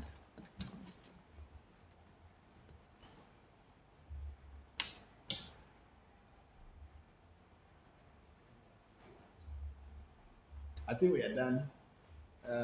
We are now 5:38, so we are almost done. Uh,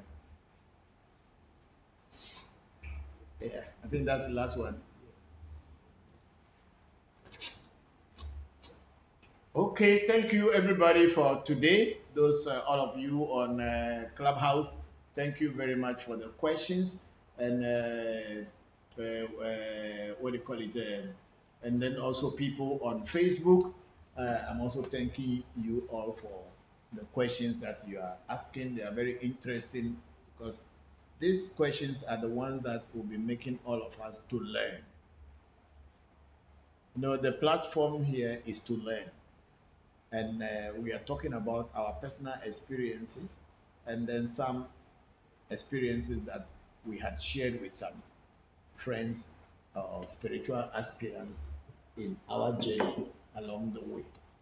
So if you don't ask the question, it will not prompt me to teach or to explain to you, so that you too you keep that one in your diary or keep it in your memory that this is how this is, this is how that is. So I thank you all for contributing to today's program. I'm very grateful, and I pray and hope that things will work out for all of you. Next month, June, on the 30th of June, next month, we will be doing the mid-year rituals, and it is mainly Tobe Jopata's ritual and Tobe Akai's ritual. And we do it in the mid-year. So those of you who may be wanting us to do certain things on your behalf or do it for you, please be contacting Senna and other people, and myself included, so that we can be planning towards it for you as well. Thank you very much, and the spirits have been very much at work these few days, and we're getting a lot of positive answers for the rituals that we did for people, and they are very encouraging. If you have not yet done your consultation, or if you have done your consultation and you have not done your rituals, please try as much as possible. If you think it is necessary for you, do them and let the change occur in your life. So we have our brother Benny Muswane say, thank you so much, Bokor. The integrity of your answers are on another level. How? Thank you, my brother. And Benny Muswane says he once saw a documentary where you bought a chameleon for ritual. May you please talk to the usage of the chameleon again, hopefully not pushing you to give too much. Okay, Benny, you see, in every spirituality, and I believe very strongly in Yoruba, and maybe in other African traditional spiritualities along the way or in Africa, the chameleon represents change because the chameleon can easily adapt to whatever situation it is in and make the best out of it. And you know, in the every spirituality too, the word for God, which is Mau Sobo Lisa, chameleon is also called Lisa. That which can change red to white or black to white and white to black. So the chameleon represents the divine entity as well. So in every traditional spirituality, when a change needed to be done in a person's life or in a situation that is critical, that a change has to be done to get good results, sometimes the chameleon with other herbs are used with some incantations and powerful words, and some other items in nature are used to prepare either soap, oil, or baths, herbal baths for people who needed them. So the chameleon is very, very, very important in every uh, uh, spirituality or voodoo, as many people call it. It represents Sobo Lisa because the camellia is called Agama Lisha or Lisa. I think the botanical name for it is it called Agama Lisa? What's the botanical name for camellia? For camellia, yeah, Agama Lisa. Uh-huh. But you see, the word Agama is the word in Ewe for chameleon. That's how we call it, chameleon. But we don't call it a gamma lizard, but we call it a gamma lisa. Lisa, which represents Mahogan Sobo Lisa.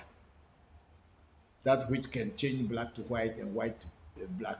That which can change happiness into sorrow, and that which one can change sorrow into happiness. So a gamma lisa is every word for chameleon, and the white man adopted it by a gamma lizard. It's not like that. It's called Agama Lisa. Lisa Agama in our every language is it's not something we borrow from the white man. It's our language. Agama is chameleon. So Benny Moswani, thank you very much, and I hope to see you again next week, same time.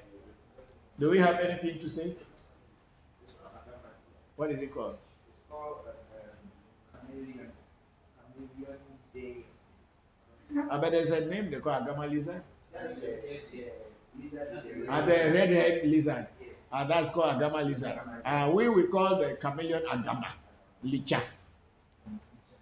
Licha. That's why they call people Licha. It also means Agama. People say Licha.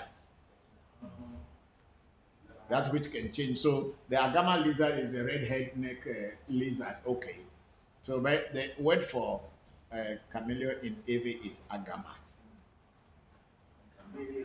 Agama. There are there's some botanical name to they calling it Agama. Okay, anyway. Thank you, everybody. I'm going to pour libation and then we go on.